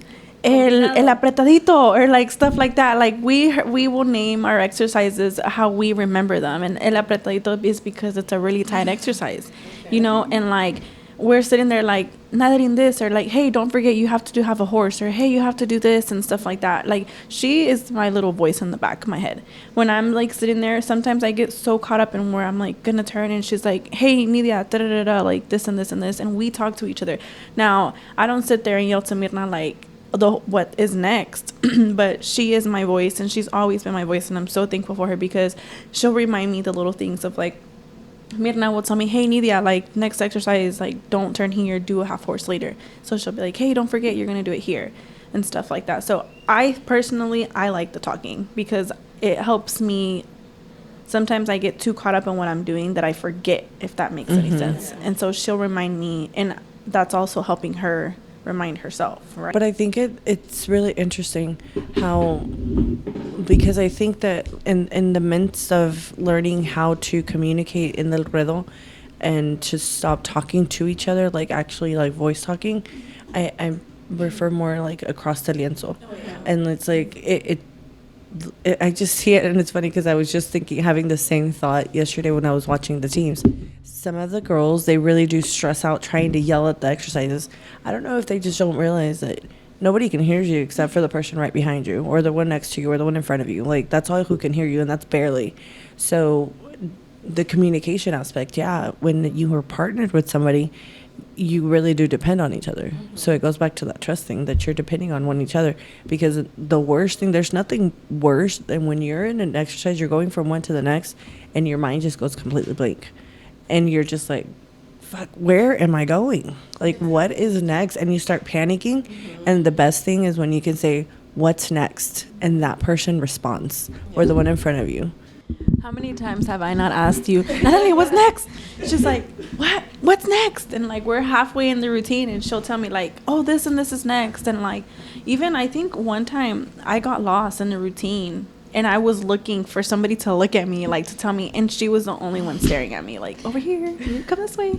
But she's been a lot of help. So yeah, thanks, friend. You're welcome, I guess. Grab it. Do you think being around and riding with older women, do you think it's helped you mature more compared to your friends outside of the sport? Yes. I have a very different mentality, I think. I guess because I was the baby. I was always the baby of the group because, well, I just was. I started riding with a lot of older girls. I think Nidia was like the second youngest, right? So it was just me, and I just really had to learn when to play was okay, and when I had to get my crap together and like, oh, it's happening. Like, it was me and my cousin, and we were just like, there was no time to play at those moments, and we had to learn how to balance it out between when we can play and when it was like game time. What's the age difference between you two? Me and her? Yeah. I like how you just like look at each other like. How old are you? I'm 18, so like 6 years. 10 years. No. I like how you like caught yourself halfway. You're just like, no. It was 8 years. I'm 8. I'm 18. Yeah. Se está diciendo vieja, ¿eh? So y'all are 8 years apart? We're 8 years apart. Because we're 9 years apart, which is very weird. We just now realized that. Yeah. That's weird. So you're just right in the between us. That's fine. Which is really cool because, especially just like, it's funny how me, the older one, is still young, but the old, La doña. a little bit of I've been the oldest since we started, but we're able to find this balance with like the older ones and then the younger ones. There is there's always an age difference, especially because I've always ridden, Naydalyn's ridden, and of course there's 18 years between us, and so now 17 years, and so we have all these years between us, and so you know that we have girls all kinds of ages, but then we're able to just kind of find this balance. And so the older ones, we have to kind of remember, okay, we have to come down to their level and to enjoy the moments how they enjoy them. And like Naydalyn says, she has to know when to stop playing, stop with the games. It's like go time. But it's like we have to find a middle ground. And I think that's something that we've accomplished because like Nidia said, she's able to go and joke around with her as much as she's able to have a mature conversation with me. And we just adapt so easily, which is, it's super cool. And until you kind of see it on the other side, you don't realize that you're doing it. I think something unique about our team, we don't even write no more. Anyways, I think something unique about Coronelas is like, outside of the lienzo, we're all fun and games. As soon as you walk into the lienzo, you feel like, not tension, but you can feel it. We're on like go mode. Like everybody is like concentrated, and we'll joke around here and there. And I only say that because I've observed a lot of teams and other people and stuff like that. And I've heard it all. I've heard where there's people riding in the team and they're just like sitting there yelling at you, but not yelling at you to basically to put you down. But then I've also seen other teams where they're like playfully like, ha ha ha, you have a distance, fix it, ha ha ha. And it's like, no, like you have a distance, you need to fix your distance. But it's not to where you're talking down to that person. And I think that's something that we have all been able to, all of us, like where Naydalyn is comfortable enough to tell her mom, fix your distance and be on your team and be on your A game and not feel like somebody's attacking another person. But we also can be fun and create bonds. I remember when Alvaro would come and train us and we would have like routines and stuff. Alvaro's mom, Rosy Treviño, she would do all kinds of crazy exercises. I remember one time, I don't know if you're writing, pero cuando nos agarró de una... Dinámicas. Yeah, but it was like was it like a rope or something? And she like tangled up the rope, and we had to untangle ourselves and without letting go. Or was it the rope or our hands? I think it was her hand. And we had to find a way to untangle ourselves like that. You know, like, hey, you go under here. No, wait, come back. No, now you go this way. Now come back. And then there was another one where we had to all tie our legs, all 8 of us tie our legs, and we had to go from one side of the lienzo or the manga to the other side. That's hard with 8 people. But we managed to do it because we are so good at, you know, like communicating with each other. And I feel like she's as good as young as she is, she's as good as communicating with her as old as she is. You know what I mean? And then, you know, like there's the people in between, like us and my sister and everybody else who feels comfortable enough with, like, even though that's my captain, I can tell you, like, hey, you're messing up. You gotta get it together, homie. I think that would actually be very, I guess, like implementing more like team bonding things, like how you're talking about. I think that's different. Like I kind of fondly remember memories of like whenever I was in the team, and we had a trainer come out from Guadalajara. I don't remember his name, but Who did you ride with? it was Las Alazanes, and I was only there for like maybe a year, not really like the whole year. Con Isabel? No, it was Jessica Garcia. And so like I don't really remember who had the idea of getting like a trainer from Guadalajara, but he came out and he kind of like, I guess, wanted to implement that with us. No, keep going. Oh, okay. We're gonna, Palmas and I are gonna switch because he wants to ask some questions, so we're gonna swap out. But you guys keep going. Okay. But yeah, like, you know, he came out and like literally he was only there for 3 days. We only had 3 days to train with him, and we trained all day. I think it was like Friday, Saturday, and Sunday. And man, I tell you, my butt was sore. Like, holy cow. Those practices beat you up. Hell yeah. Like, it was to the point, I remember this, I'm never going to forget this. It's like, you know, you get home, like, it was those late nights, take a shower, and I'd be just, like, sitting on the toilet, and my mom was, like, blow drying my hair, like, brushing my hair, and she was like, are you okay? I'm like, yeah, Mom. And then, you know, just like, I'm fine. But, you know, I thought that was, that for me became, like, a core memory, like, you know, her doing that. But they came out, and, you know, he tried to do something similar, you know, not just, like, as a team, but, like, with the horses, too, like. Mm-hmm. And I just think that's cool. I hope, like, I'm gonna look at the camera. I hope a lot of people do that. You know, a lot of teams, and I encourage that just because, like how you said, like like in this industry, you hear a lot of things. And, you know, I guess it's like back to like my expectation on like, you know, yo como si fuera niña inocente, like quisiera que todo sería, you know, unidos, like harmony and beautiful, because we're women. Like that's something that a lot of, you know, nobody else can duplicate, because we're women, we're nurturing, we're loving. And I get it, some people don't have that, you know, either, because everything starts at home. But I think that, you know, like you being the nurturing motherly, like, you know, trying to like help everybody, like, hey, like everything's cool, like don't worry. I feel like everyone should strive to have at least somebody like that in their team, and always remember, like, you know, you're a woman, everyone's empowered in a very nurturing way, and, you know, just do a lot of like team bonding stuff. After Rosy taught us that, I think that was something that stuck to me, like you said, because I'm like, sometimes we would get to practice and we would all just be in like in a bad mood. Yeah. You know, we're all going through our stuff, and I'm like, I'm gonna need y'all to get the pretzel going, something. Like, you know, we need to snap out of this. Like, we need to stop like being in a bad mood, because yes, this is all seriousness, but also we're here to have fun. You know, and I feel like that's something that when we're competing, we forget. Time out. Go over there.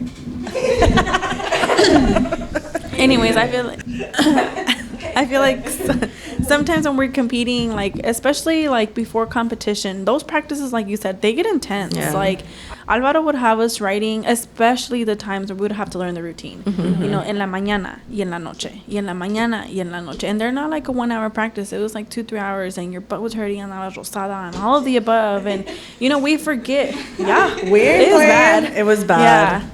I remember one time, I'm not going to put the person on there, but they were trying to put on baby powder, and they put on foot powder on their, and they got worse. But anyways, yeah.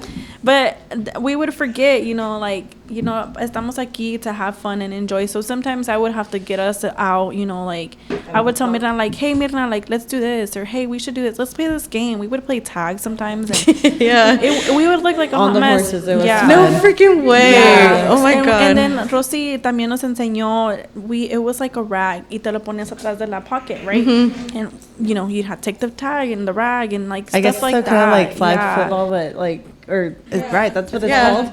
But on the horses, so you're like running around trying to. So it's like it was just fun. We learned how to enjoy what we were doing, and sometimes it wasn't always like routine. It was like, you know, okay, we're struggling with this, and if until we chill and we focus on our mental, like we will not be out of this like rut that we were in. And Rosy did a good job about reminding us that. Yeah. I think Alvaro was like the Mirna, and Rosy, his mom was like the me. Yeah. Where like she would come and tell me like, si quiero, si puedo, y lo voy a hacer. Like stuff like that. Or like she would always be one to tell me and advise me, like just little phrases like that. I remember también one time, actually it was the time that we in Nacional in Zacatecas, and she was like, mira, vas a entrar, te vas a poner en mano, vos, cuerpo, sostener. That's all that I was just repeating, vos, cuerpo, sostener. So, solté la yegua, I did it, vos, cuerpo, sostener. And it makes sense. So now, as a matter of fact, last week, my sister was going to slide. I told her the same thing. Sister, remember, vos, cuerpo, sostener. And it's just little things like that where she, you know, like, you don't think about, like, what do you think about when you slide? My posture, first of all.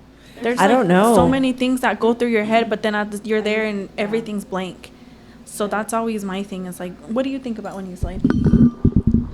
When I slide, I think about my posture I think so and too. holding the rein like correctly, or like just enough. I feel like I'm a checklist person. So I'm sitting there like, okay, like at the, I am. So I'm sitting there and I remember because as I'm going into the lienzo, I'm like, okay, I'm walking in here. I'm like, okay, I feel the horse. He's chill, or he's kind of like up and antsy. And the first thing I do is I turn and I look for the middle. And as I'm turning, I'm looking for the middle focus, and I'm between the horse's ears. So I'm like, okay, there's the horse's ears, there's the line, and then here I am. And I feel that the horse is breathing. And so okay, here we go. So then I start walking. So it's like I have this little checklist. And as I'm going, okay, here's my step. Here's this, here's that, here's that. So it's like I'm super duper, as OCD as I am, I continue it in every single part of it, everything that I do. I just don't voice it because then I get the strange looks like I just did. And it's like, what is wrong with you? So if ever I'm quiet, it's because I'm thinking about. You what? I go blank. Not blank, but like, I don't know. You like kind of just like. I just kind of do it. Yeah. I just remember vos, cuerpo, sostener. Yeah. That's all I remember. Because if I start, my thing is like, if I start thinking about what I'm going to do, I overthink it. And then I mess it up. And I only say that because when you're about to slide, I go back to little voices. There's little voices in your head on the side. They're like, hey, no jales tanto porque está bien resbaloso el cuadro. Jala mucho porque, you know, está like pesado. Don't do this. And oh, remember, like it's on the side. Or oh, remember this. And like people get in my head, which is, I've noticed that it's the times that I've like messed up where I'm like trying to do everything everybody's telling me. And Rosy had taught me like, borra todo. Tú sabes lo que estás haciendo. You know, it goes again back with the trust. Like you have to trust the horse, and team bonding and exercises and breathing exercises. Like I was so big on the pretzel, and I feel like people thought I was freaking crazy because we were sitting there. They're like, and then I don't even know what we did, dude. Literally, we would go like this, and then you breathe in, out, in, out. Yeah. Like, and everybody would just like reset. That's cool. And then we'd go, and I'd go behind Naydalyn, and I'm just like, bah. But it's just like, I'm so big on the team bonding. Like, And then the I'm songs. So, yeah, we would sing songs. Yes, right before we were like, because we were waiting for the whatever was going on. So People would look at us like we were crazy and dumb, dude. Yeah. we had one of mis tias. She was they were super duper big on baseball, like huge baseball fans, right? Okay. And so yeah, so then they would the songs. So I don't know if you've ever been to a baseball game, especially in Mexico. They sing all these songs like to support in la porra. So then those songs, she would bring them back to us, and she would teach them, and we would just kind of add coronelas into it. So we would we would be over there just like over there in a little bubble, and it was just like we were just taking our little hearts off. I remember when they first started writing with us, her and my sister, they were so shy to sing, dude. And me and Mirna are like, yeah, like, no, and then they're just like, and I would make them like when we right before we would put it in, right? So it'd be like, coronas on 3, 1, 2, 3, and then they would be so quiet. I'm like, no, we're doing this again. No, we're doing this again. Until I can hear you screaming, until I can hear you. And the reason why I do it is because para sacar tus nervios.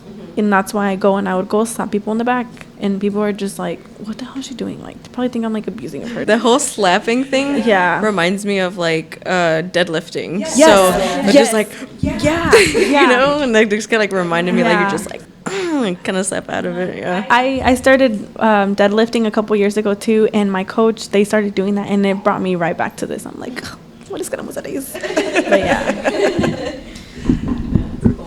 Yeah, I got a question. So, what I've noticed over the years is, yeah. So what I've noticed over the years is, how do you guys feel about sportsmanship? Actually, I'm huge on this. I want to ask you because you're the veteran. You're old. I know. I was gonna say. I'm actually really big on this. I feel like it's important to learn how to win and lose. I feel like this whole, I don't know if it's just a generational thing. I don't want to get into that. Just my personal view. I feel like it's important to understand that you're at the end of the day, you're playing a game. Sometimes things fall into place and it goes your way. Sometimes they don't. And we have to learn how to win and lose. You have to learn when you're young and when you're older, you have to learn how to value either the lesson when you lose, or you have to, or even when you win, the lesson or whatever it is that you did to get to that point. Take the positivity out of everything. Of the thing. Absolutely. And so even when because we've all been in some kind of ugly situation, and you always have to kind of figure out a way to turn it around and to take the good with the bad.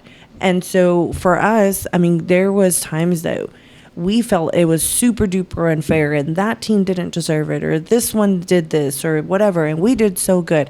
But at the end of the day, it wasn't in our favor, and we had to quit focusing on that team and this team and what they did, and we had to learn how to understand that it has nothing to do with everybody else. It had to do with us as a team. ¿Qué nos faltó a nosotros para poder llegar a la meta? Not always is it winning. Sometimes it's just Beating your own score, or just getting through the routine because, for whatever reason, one of the horses isn't doing good, or one of the girls is going, through something really hard, and just getting through the day is really the accomplishment of the day.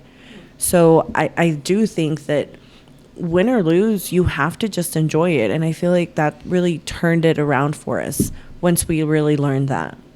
Yeah. Okay, so what I've noticed a lot, not specifically calling anyone out or any torneo or anything, what I've noticed is that when they win, how do you feel you should act when you win? I mean, I feel like there's so many emotions. Yeah, but that's when sportsmanship should come into play. Yes. I see them get, I understand they want to cheer, they want to do the porra, but just imagine how, the other team feels. Like everybody else. Feel. I mean, I feel like There's a time and a place for it. I do. Okay, so hear me out. This is my point of view. That's what I want to ask. I feel like there is a time and a place, but when you have, let's just put an example for state. I mean, we're preparing like a month before. We bring out a trainer. I understand everybody else is probably doing the same thing, but we're talking about, I'm talking about like us personally. If vamos a decir que hubiéramos ganado, we didn't ride this year, but si hubiéramos ganado el estatal. So I'm going to go back and it's going to say, okay, las desveladas, las desmañanadas, el entrenador, el dinero, el calor, los caballos, que porque un caballo se lastimó, que porque una cosa, que por la otra. There's so many things that you put into it that when you see the outcome that you were wanting or expecting, I'm going to scream, I'm going to cry, I'm going to do all of the emotions that I feel. And the last thing in my mind is, I'm sorry that you're in the situation that you're in, but I'm also in a situation and I'm going to enjoy this moment because I deserve it just as much as if it would have fallen into your favor. If it falls into your favor and you get to win next time, I'm going to be happy for you. And I'm going to 100% genuinely say, congratulations, because you deserved it this time. But if it's my turn, I'm going to enjoy it as well. I mean, I'm not going to go run around and run in people's faces and do it intentionally to like, oh, I beat you. But I'm going to enjoy the moment. I know, but that's kind of how people take it. It's really hard to be considerate of other people's feelings when I'm not worrying about other people. I understand that, but that's when competitive and being, that's when that comes into play of the sportsmanship. I see it a lot in Mexico. That's why I go everywhere and I see it a lot. That's why I see the difference. Like, there's a time and a place for it. What do you mean when you're saying that? Yeah, there's a time and a place for it, too. Like, what is a time and the place? Like, go celebrate in my house when I've worked my butt off to try to win? Or try to accomplish a goal? Maybe it's not just to win. I think. So, like, I feel... and I'm not trying to point anybody out. Right. There are teams who, when they win, they don't care about anybody else, and they are doing it to shove it in your face. Yes. I won, you lost. But there are teams that win, and you genuinely, they'll celebrate, and everybody knows we're all happy because that team won. I feel like that's where the sportsmanship comes in. Yes. Because I'm not going to sit there and be mad at you if I won second place and you won first place, and I know in my heart you deserved it. Yes, I'm going to be upset, but I'm not going to sit here and tell you, Mirna, you need to stop cheering for yourself, homegirl, because I wanted to win, Yeah. But I feel like there are specific teams and people where, they're celebrating and we cannot feel like they're doing it. And I'm like, hey, F all of you guys. Like, I won. I don't care what you guys think. Yeah. Like, yo me merezco el primer lugar. But then again, I go back to the same thing. And I've told Mirna, I haven't ridden in a while, but when I see teams, I'll tell her, like, man, like, I'm so happy for them that they're winning again. I'm so happy that they're doing this, and I'm so happy. And they probably don't even care what I feel. And I will 100% support that they're supporting themselves and they're cheering themselves on. And I think that's the right time and the place, because we don't know the obstacles that they went through. We don't know if, like, the day before un caballo se descolicó and they had to use another horse, like, Everyone kind of has the similar, when you're competing. What I've noticed is, I talk to everyone, I go to a lot of their trainings, everyone's usually doing the same thing. Right. The same stuff that's happening to you is happening to them. Which is why we should be understanding of when you're winning, like, you deserve to win, and I'm happy for you. And sometimes, yes, like, I will be the first person to tell you, I'm a sorry loser. I am I get so for as good of a mad. heart she does have. I am a sorry loser, and I do get mad. And Mirna has to tell me, Nidia, stop. Like, it's okay. No, dude, like, why did we lose? Tell me what we did, what we have to do to be better. And it's not because, like, I don't mean a sorry loser as, like, te tengo envidia, but to me, it's like, what can we do to make it better, to be better for the next time? That's how my mental, like, that's how I feel. And so that's kind of where we collide, where it's just like, when even presentations, like, I'm like, Mirna, how could you do that? If this is a competition, what would you feel? So but again, I go back to the same thing. I feel like it's just a team. Like, if there's specific teams and people that when they win, they make it known, and they want people to, I feel like, I think it really is, like, for us as we go back to my parents. My parents are the root of this whole Coronelas, the entire team. They are the heart of it. And they really did implement in us, and they really did make us feel like you guys are in a bubble. And it's funny because still to this day, we started it from the very first competition. We referred it as the Coronela bubble, and we really do surround each other with that because we don't worry about what's going on around us. If somebody else nos está haciendo una cara, that's their problem. They're probably having a bad day. That has nothing to do with us. And we'll smile and at so them. we That's will, one thing that yes, we've we done. will, absolutely. Because we're not out there trying to compete against them. Like, we have nothing to do with anybody else's emotions. We have no control. We worry about us. And so, sea para bien o sea para mal, we really do try to, como dice Nidia, cuando salen todas, like it falls on me to make sure that I pick everybody up because that's my personality. Like, no, yes, this happened, sí chocamos, sí pasó esto, pero ¿por qué? There's a reason behind it, and we have to figure out why they did this. Si el caballo se te está sacando, si el caballo no respondió, si tú no te concentraste, si tú volteaste a ver quién estaba ahí en las gradas. Like, there's a reason behind it, and we need to fix it. Not for anybody else, not because we need to win next time, but because we are striving for perfection, even when perfection doesn't exist.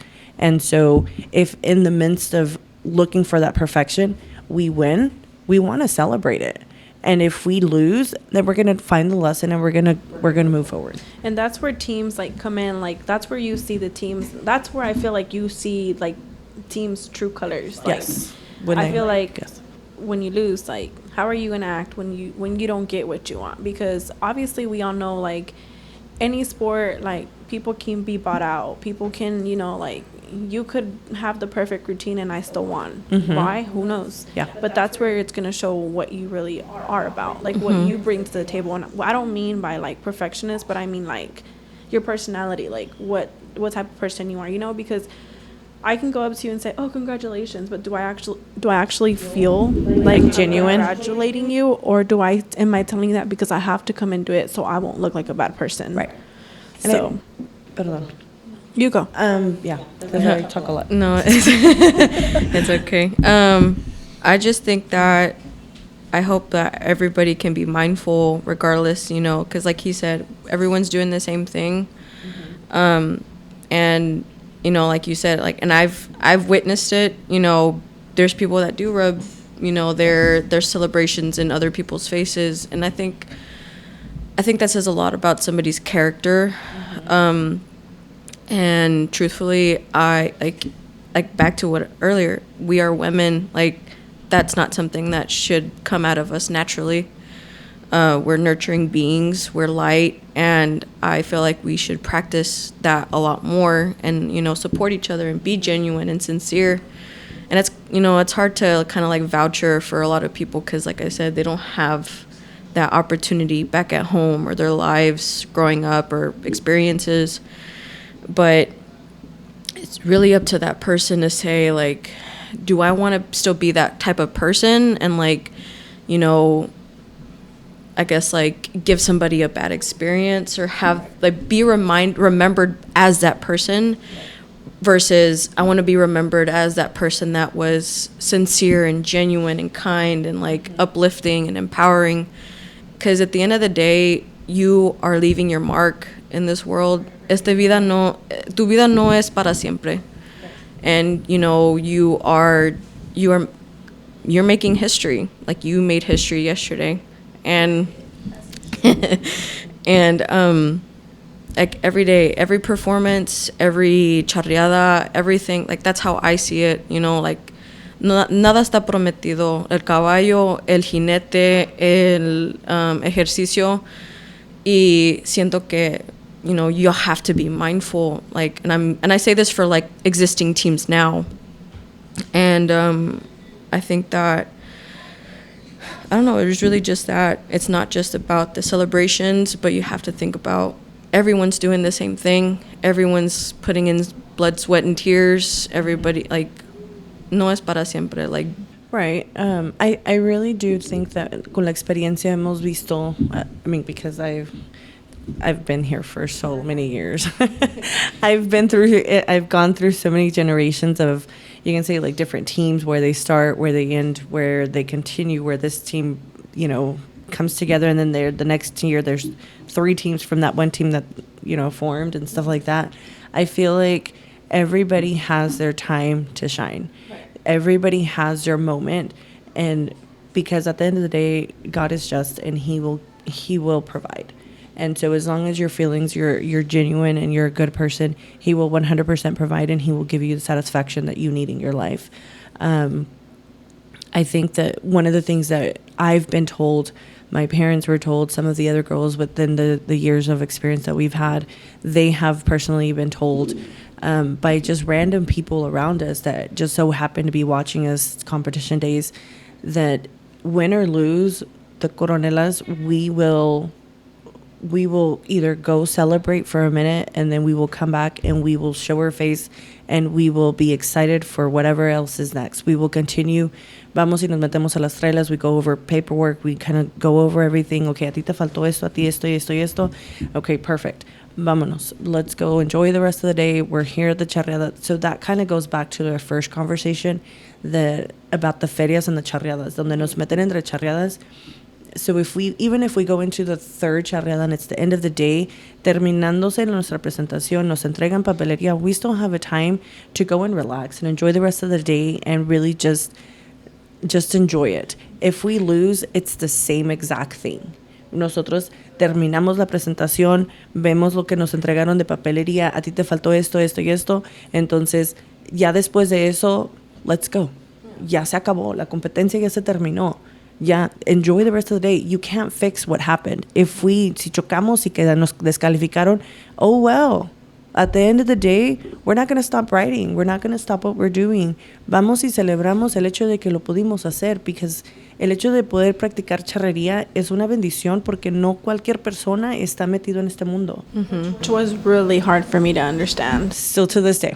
I seriously, yes. Like, I will sit there and I will go back and I will look at myself and I'm like, what did I need to fix? How did we lose? And until I give her an answer, yeah, she will not stop. I really am. And yeah. I'm not like that, like, here. Like, I'm an overthinker. So, literally, when we would go back, I would go with my grandma and my grandpa, because they would be in the chisme.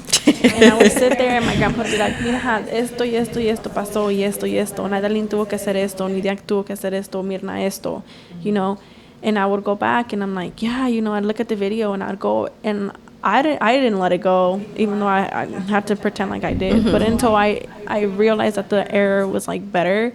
But I mean, tampoco I'm not going to sit there and, like, go pouch and, like, cry, you know. But I feel like the sportsmanship, it goes back to it. Like, you're going to show it there. And it's on you how you're going to reflect on it and how you're going to show it. Because, you know, like, we could have lost, but am I going to sit there and be like, you didn't deserve to win, like, you know, or like leave and not, you know, celebrate with the rest of our friends? Because at the end of the day, we're all friends.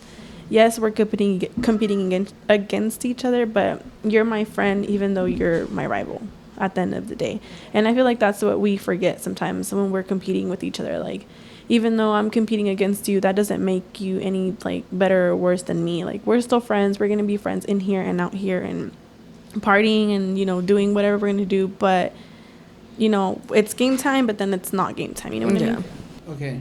I have a question. Just like in the Charro world, I've always wondered this, and I've never asked.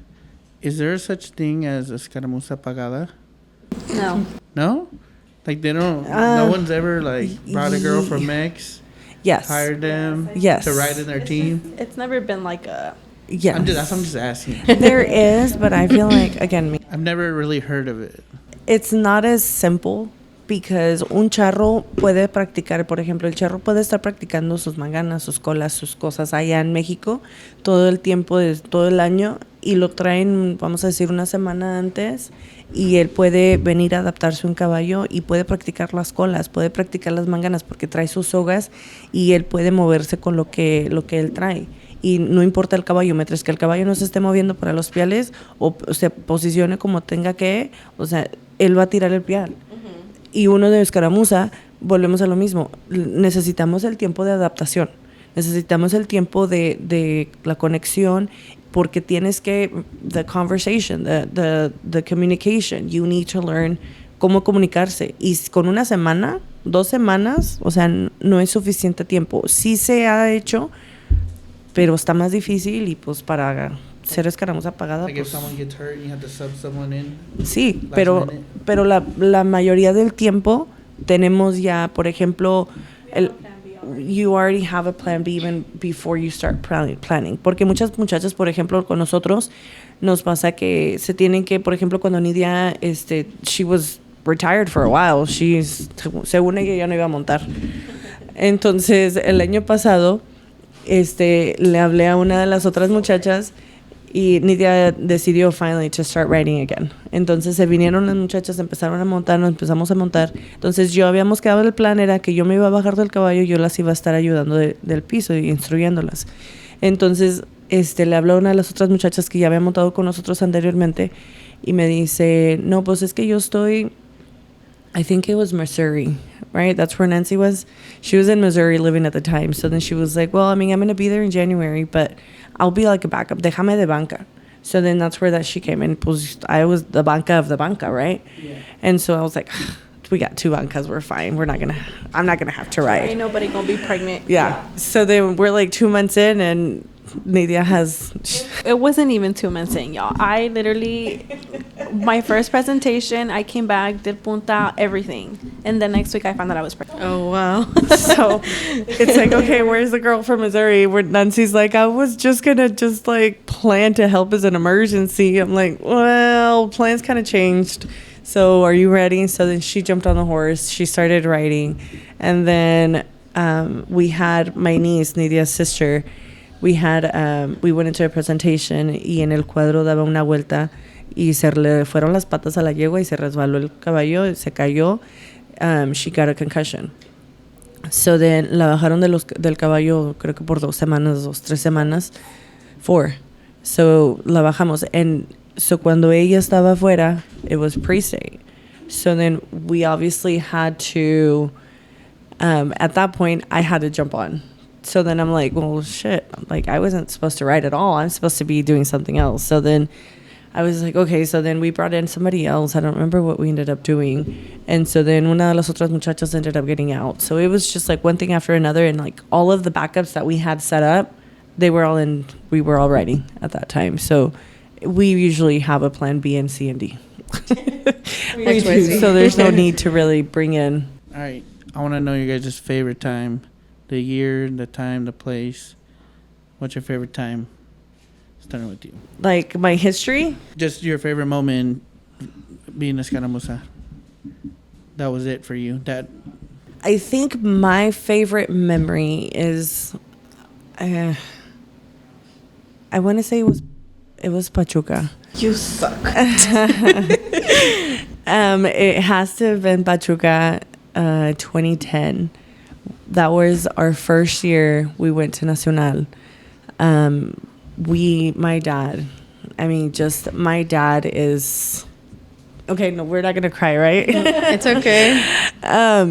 My dad he's my everything. And... Okay. Just to see the excitement in his face when we came out, we could get... I don't even remember what we did. We were 2 points away from going to semifinales. That I do remember. But I my only feeling is when we walked out of that lienzo, we just genuinely enjoyed that ride so freaking much because we felt like we made it. And so when we got out, my dad was ecstatic. Like after that, we rentaron un salón. I don't know where we found this salón.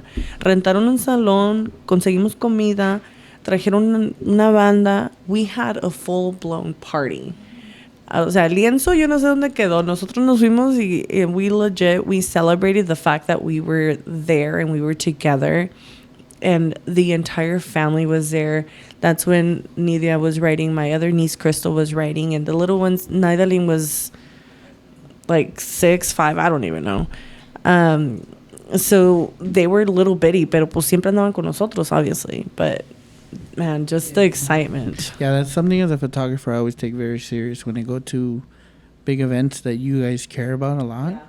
I take that to an account, and it kind of gives me anxiety because you have a lot of responsibility. Yes, you do. You either make it or break it for someone. Of course, you're always going to remember, but now with the way technology is, you can show it. Yeah, absolutely. Yeah, what about you, Vianey? I mean, my memory isn't the best. But I think it'd be the first time I ever like presented. It was at Victor Bañales's lienzo. And that was the first time I presented, and my parents were there. Since I'm saying like I'm the oddball, like my parents don't associate with charreria or anything like that. But you know, for them to be there and like share that with me, and I felt like, you know, they were very proud of me, like, you know, trying to be a part of my roots and like, you know, where we come from. And you know, like they were just there, like just cheering me on, you know, like they've always been there for me, like because I played a lot of sports, but like just being on a horse, because that's something that, you know, who does that? Like a lot of people don't do that. And you know, like them supporting me while I'm writing, like it's something that I genuinely love doing, and it's just, that was one of my core memories. Do you have pictures from it? Kind of. Yeah, just a couple pictures. But see, that's when I had the camera and I was still like taking pictures. That's hard. Don't say yesterday. No, I was kidding. Yesterday I didn't ride. Yes, you did. Well, I rode, yeah, but not competitively. Honestly, that's hard because everything is just an overall experience. But I have to say, okay, this is weird, but whenever we were in Estatal in San Antonio, I remember I had slipped. And Nidia luego looked at me and she's all like, wait, you went running to me. No, we were on the same side. Mm-hmm.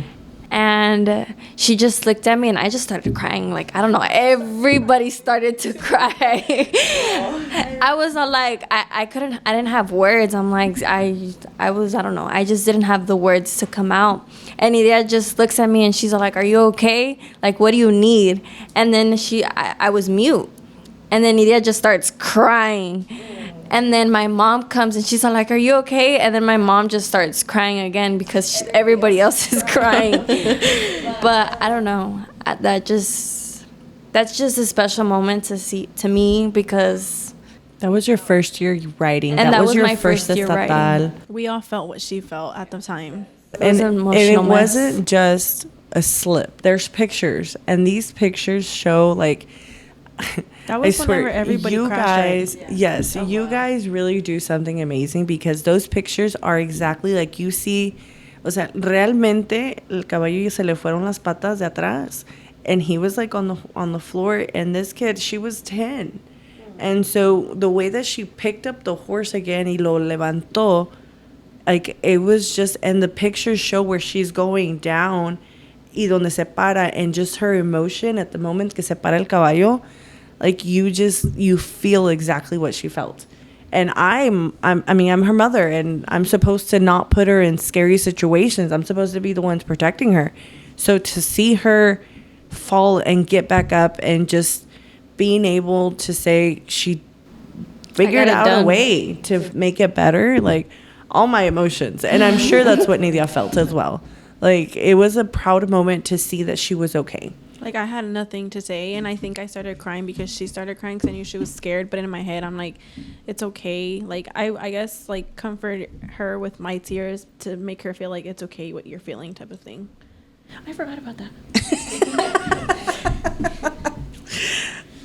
Your turn. I am piggybacking on Pachuca as well.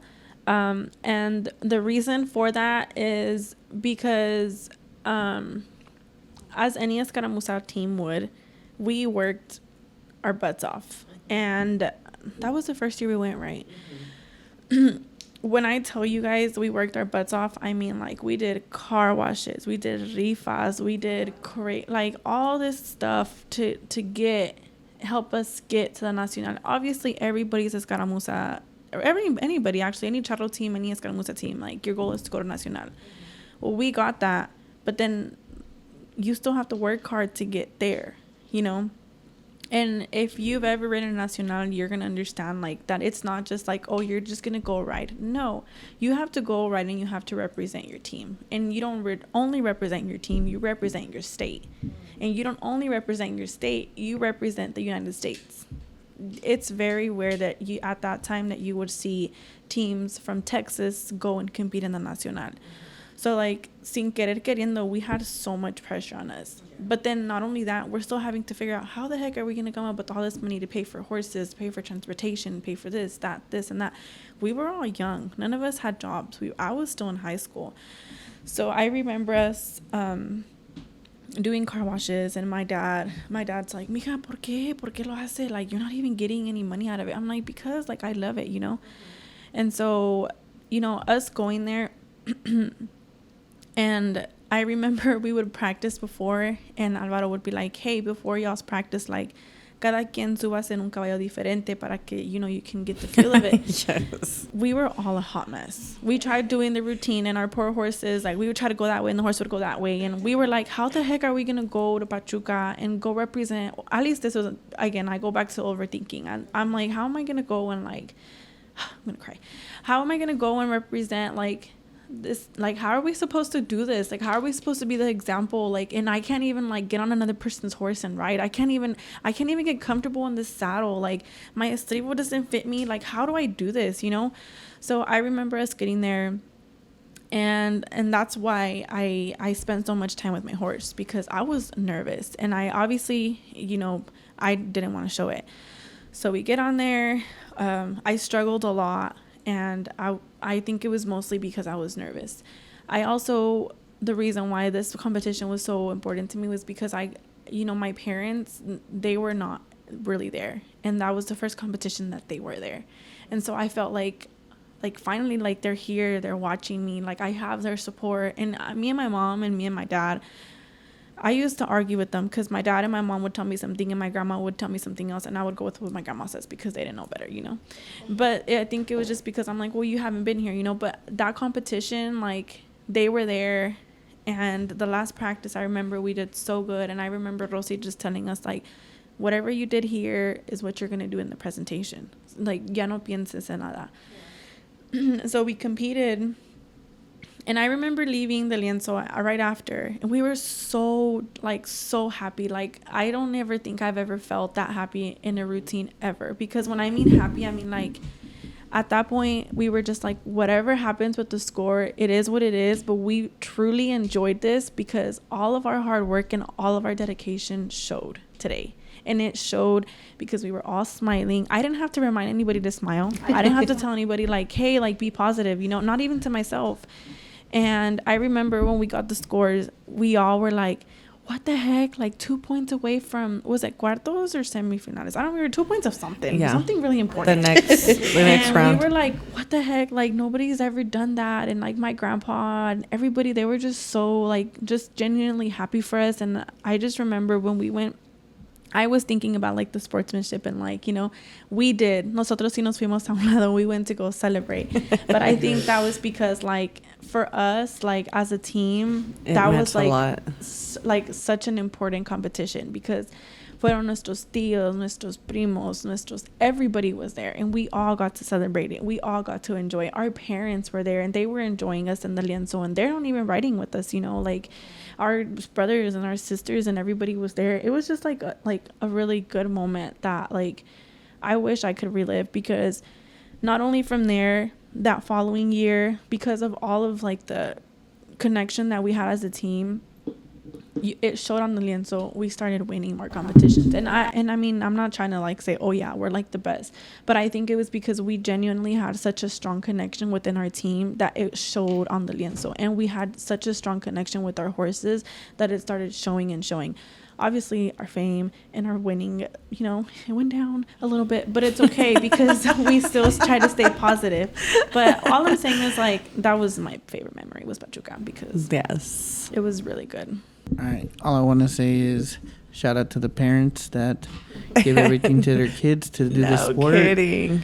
I look, as a photographer, you peep everything, you see everything, you have to pay attention to crowds. Man, when you guys are riding, they're riding with you. I almost seen the lady almost pass out how nervous she was. Like, she knows, her like, grandma. it probably was. It's really important to everyone. Like, you could tell the dads that devote everything to it, and like Dripping sweat. it's a whole team. And it's funny because, sorry to interrupt. It's funny because I've been on both ends, and Yeah, so exactly it's kind of it's a unique experience to see it from both ends. And so last night when I was watching her with the Monumental, I mean, I felt all the emotions. I'm sitting there, like, I'm not a screamer. Okay, let me rephrase it. Yes, you are. Oh, we heard you. I'm not a screamer, like, to cheer people on, because when I see other people writing or see teams writing, I genuinely just focus on what they're doing and the routine. So I'm not like super cheerful. Last night, I think it was by far my favorite moment to watch. I kept watching you. You look very busy. Absolutely. All over the place. Yeah. Did you wish you were able to enjoy it more, or do you feel like you enjoyed it enough? I feel like I enjoyed. Because you look very stressed out a lot. I was not stressed out. I'm very. face. That's just me. It really is. Yes. Yeah. I did seem very stressed out, but 100%, I was enjoying absolutely every moment. I am so detailed oriented. I am a perfectionist, and my OCD levels are like. Your outfit was fire, by the way. Thank you. What'd you wear? I'll show you a OTD. picture. It was like a romper, no? Yes, I had it Puro made. denim? I really wanted to. Oh, you had it made? I did. Fire. No way. Shout out to the Yes. designer. Hell yeah. Yeah. She's the one that makes her dresses. Oh, nice. So I showed up Damn. You got custom? Everything custom out here? Yeah. Well, because I knew that I really wanted to like have a dress and be more appropriate dressed for the coronacion. But in all honesty, I tried and I talked to the designer that made Naydalyn's dresses, and she is phenomenal. Who is So se llama Jessie de Loera. Her design like name is So. Diseño So. But she is phenomenal. Buenísima, hermosos vestidos, exclusivo los diseños. Yeah, they're And really so nice. I asked her, I tried to get her to make me a dress for me. She said que se le hacía muy poco tiempo.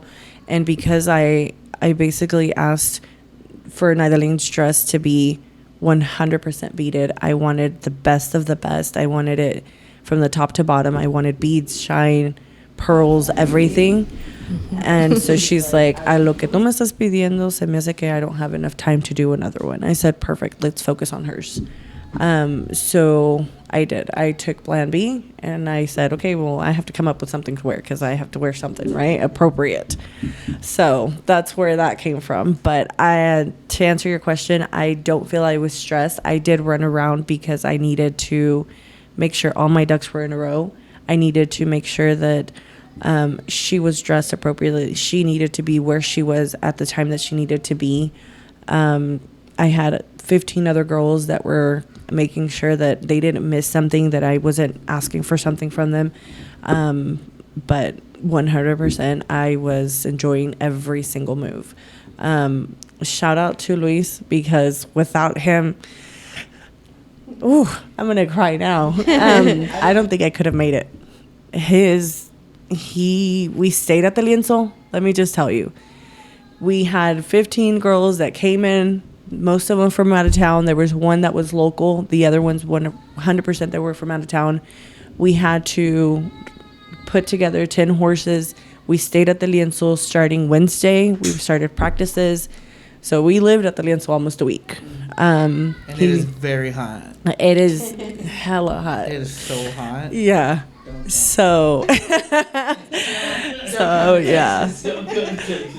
No, so it was a full adventure. Absolutely it was. But so when I sat there, I could not sit. Let me rephrase it. When I stood there, because I tried to sit, my dad gave me the chair and he was like, siéntate aquí, mija. So I sat down for a second. I was like, I can't do this. I got to stand up.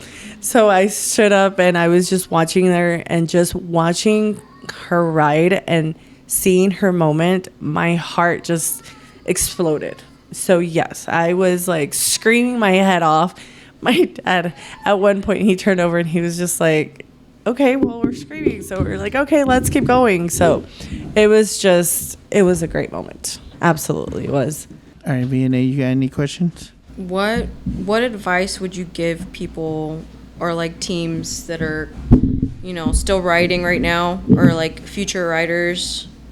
Like, you know, what would be an advice that you'd give them, or what would be an advice that you would give them, or like, you know, help them to be a stronger team? You know, because I feel like a lot of teams kind of lack you know, sportsmanship, or either they never had that experience of someone with strong sportsmanship or proper sportsmanship. And I feel like I think this is a good opportunity, you know, as a leader, you know, like I said, you said a veteran, to kind of just, you know, I guess like help lead, or like, you know, help younger generations to kind of like say like, this is how sportsmanship should be, or like an idea. Like, what would you tell them? I feel like there's two big things that we as a team, like me as a part of a team, we always need to remember. One is there's a time and a place for everything. You have to learn how to separate when it's time to enjoy the moment, because you need to enjoy the moment, and you need to know when it's go time, 100% focused. And so I just do feel that leading up to the competition, the day of competition or presentation or whatever it is that you're doing, you have to think about it. You have to visualize it. You have to like 100% overthink it. But there comes a time that you have to let it go. Like 2 minutes before you go into a competition or into the lienzo or whatever, let it go. You have to just enjoy the moment and just smile and breathe. And it is what it's going to be. You think about it, continue to think about it, or you don't. You just have to learn when to stop thinking about it and just enjoy the moment. I like that. All right. Do you have any advice for your daughter now that you know what happened yesterday? I think that the most important thing that, and I've told her this so many times, you have a responsibility. You have a responsibility as a reina, and I've never been a reina, but I feel like you represent much more than just a pretty person on a horse. I feel that younger generations or older generations or whoever it is that they see you or they see charreria, you're the face of the charreria. And so it's a representation of somebody who you want to look up to. It's somebody that people are going to say, I want to be that. How do I get there? Well, to begin with, you can't be snobby. You have to learn how to talk to people. You have to learn how to communicate with people, really be more inviting, really know what humility is, because nobody wants to look at somebody, oh, she's pretty, but she's very snobby. Like, that's the worst. You never want to, bump into somebody like that. So she knows, and I've told her a million times, we've talked about it, and leading up to the coronacion and years coming up to this, we have had many conversations, and she understands that she accepted a responsibility with this crown. So what do you think? I can't say nothing about that because it's true. I have to be very humble towards things, since I am the female face of the charros, because that's my representation.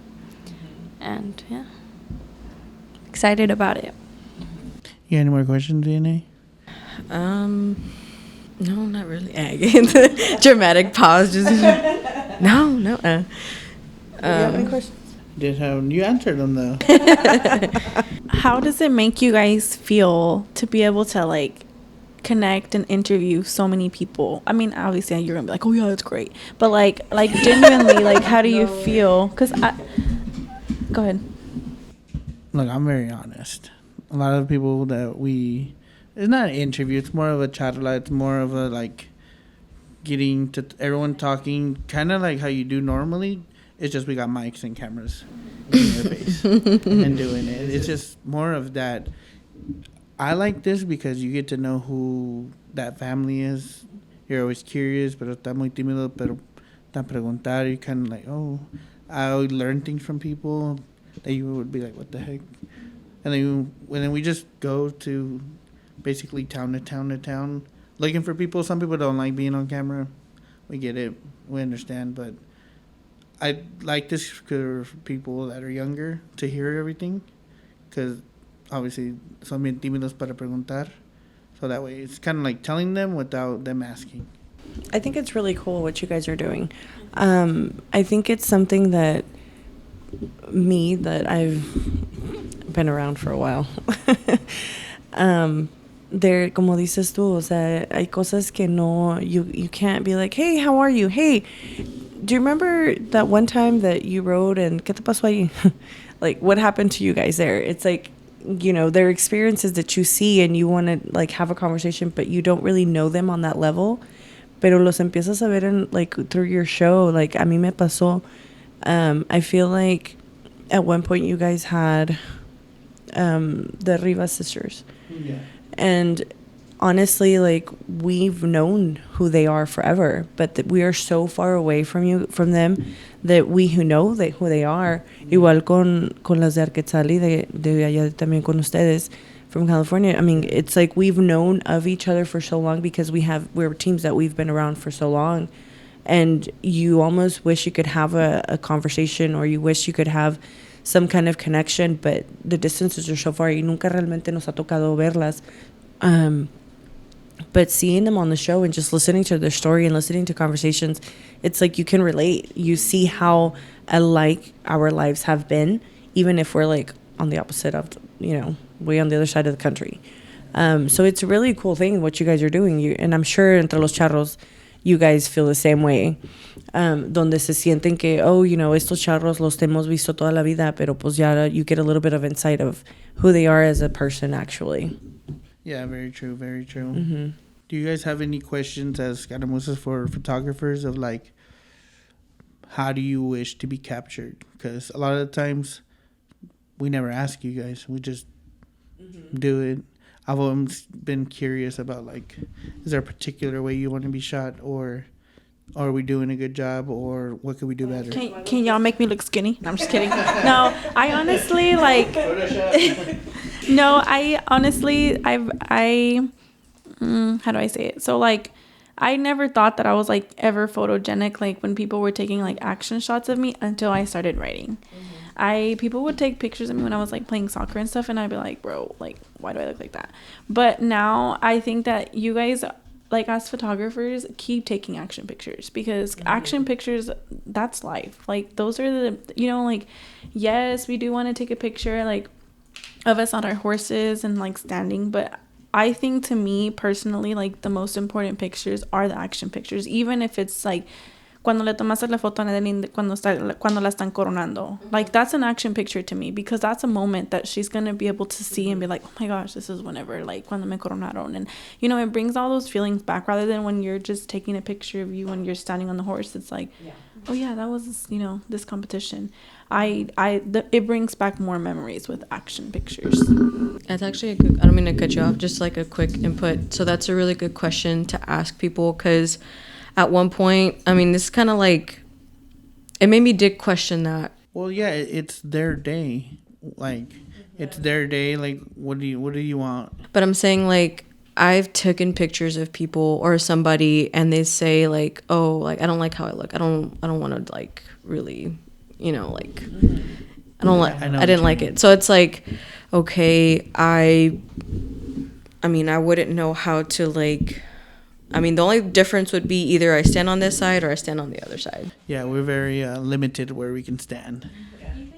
Even the pictures, I also like when, you know, you have moment, like, I don't know, I feel like it's hard because there's so many moments that it's like, obviously you can't take every moment, but like moments that people are sharing with each other, like of celebration, even if they didn't win first place, but something that they accomplished, where it's like, you know, you're catching somebody giving somebody else a hug and stuff like that. I guess that's what I mean also by action pictures, like just little things. Like, I'm so focused on like the details. Like I feel like salen mejor las fotos cuando estás like genuinely enjoying like the moment, not just moments. Like sitting there like.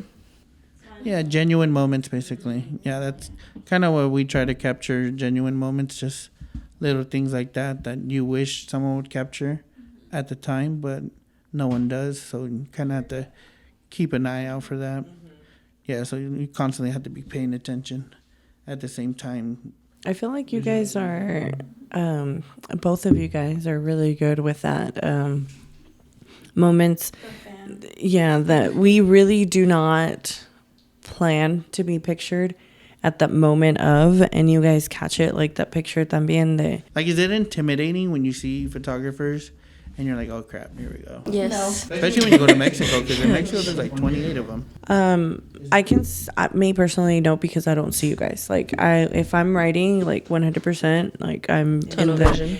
Yes, like anything outside of like the walls, I don't see. What, it doesn't bother me, but like in the desfile, and I'm not saying that you guys do this, because Oh, I want to hear this. but in the desfile in Mexico specifically, it's never happened here, but man, like I'm sitting there trying to enjoy the puntas or like enjoying stuff, and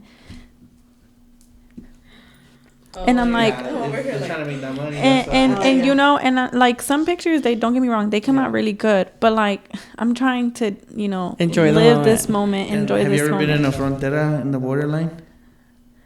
Like waiting to cross over? Mm-hmm. It's kind of like that. Yeah. They just come into your window. They're just like, hey, they buy this. You know, that's how I feel. It's kind of the same vibe. At the stoplights in Mexico? Yeah. It's the same vibe. That's, and again, like, I don't mind them, but I also feel like I like better, like, take a picture of me not like, como que no me doy cuenta. Yeah. I tell that to a lot of girls because, like, I mean, personally, everything, like, if it's off guard, I feel like they're present. They are present in their element, and it's not that they're looking at me or they're saying like, they're posing. Yeah, I mean, like, there's nothing wrong with it, but me personally, like, I want people to be in their element and like enjoy where they're at, what they're doing, who they're with, and, you know, just I guess, like, just be in their zone, like, know that they are where they're supposed to be and they're happy with that, you know. There's this friend I had, and I remember that every time that he would come out in pictures, siempre salía con la cabeza para abajo. Y one time I was like, dude, why are you always looking down? What do you have to look down at? And then he was like, I don't know. I'm like, stop looking down, look up, you know, like, come, you know, like, show your face. And I remember, like, even I think like last year, he told me, he was like, ever since you told me that, like, I don't do that anymore. And he's like, and I have liked my pictures so much better. And I'm like, hell yeah. Well, you're welcome. But like, it's just little things. Like, I mean, yes, I know, like, the poses, but like, this just, I don't know, I feel like we get caught up in the moment too much, and we don't really pay, because I was going about that because when I'm concentrated, I make an ugly face. And sometimes I don't like that face, you know? So I've had to learn to, like, be in my go mode, but also remember, fix your face, you know? Like, that, I feel like maybe that's why a lot of people say that they don't like the pictures, because they know that their concentrating face is different from their, like, you know, like, happy face. Okay, but genuinely, your punta pictures are always my favorite. I have never, ever met anybody that smiles through their entire punta except for her. Every single punta, she's smiling. So if ever you get the opportunity to shoot her when she's like... If I ever slide again. Low-key, whenever y'all were talking about how y'all would, like, I guess do, like, the whole flag football thing, and, like, I think that'd be so cool to film, like, you guys just doing that just for fun. It's so much fun. You know? Because I think just, like, not just the serious part, but the happy faces and, like, you know, not having that that uptight feeling of like, all right, we need to get it, get it right this time. You know, it's just really just remembering why you enjoy. It's just really the kid in you, the little girl that just always wanted to get on that horse, always wanted to ride, feel that gallop. Like, I don't know. That's just like my thought process when you are talking about that. That's how I feel when I slide. We're like, Yeah, literally. There's a picture where I come out and I'm like this and like smiling, and they're like, "Why do you like? How did you smile?" And I'm like, "Huh? Like I don't even know that I smile. Like it just comes out." Her punta pictures are always the best because she has smiles. I know. She just enjoys it. It's great. All right, we're gonna wrap this up. Okay, I don't need all your guys' Instagrams. Starting with you. Where can they find you? Mirna Alejandra. That's it, I guess. I am Vianey Carrillo Productions. I am at Nidia Gisela. And I'm at Naydalyn. With 3 N's. Okay, and thank you guys. Have a good night. Thank you.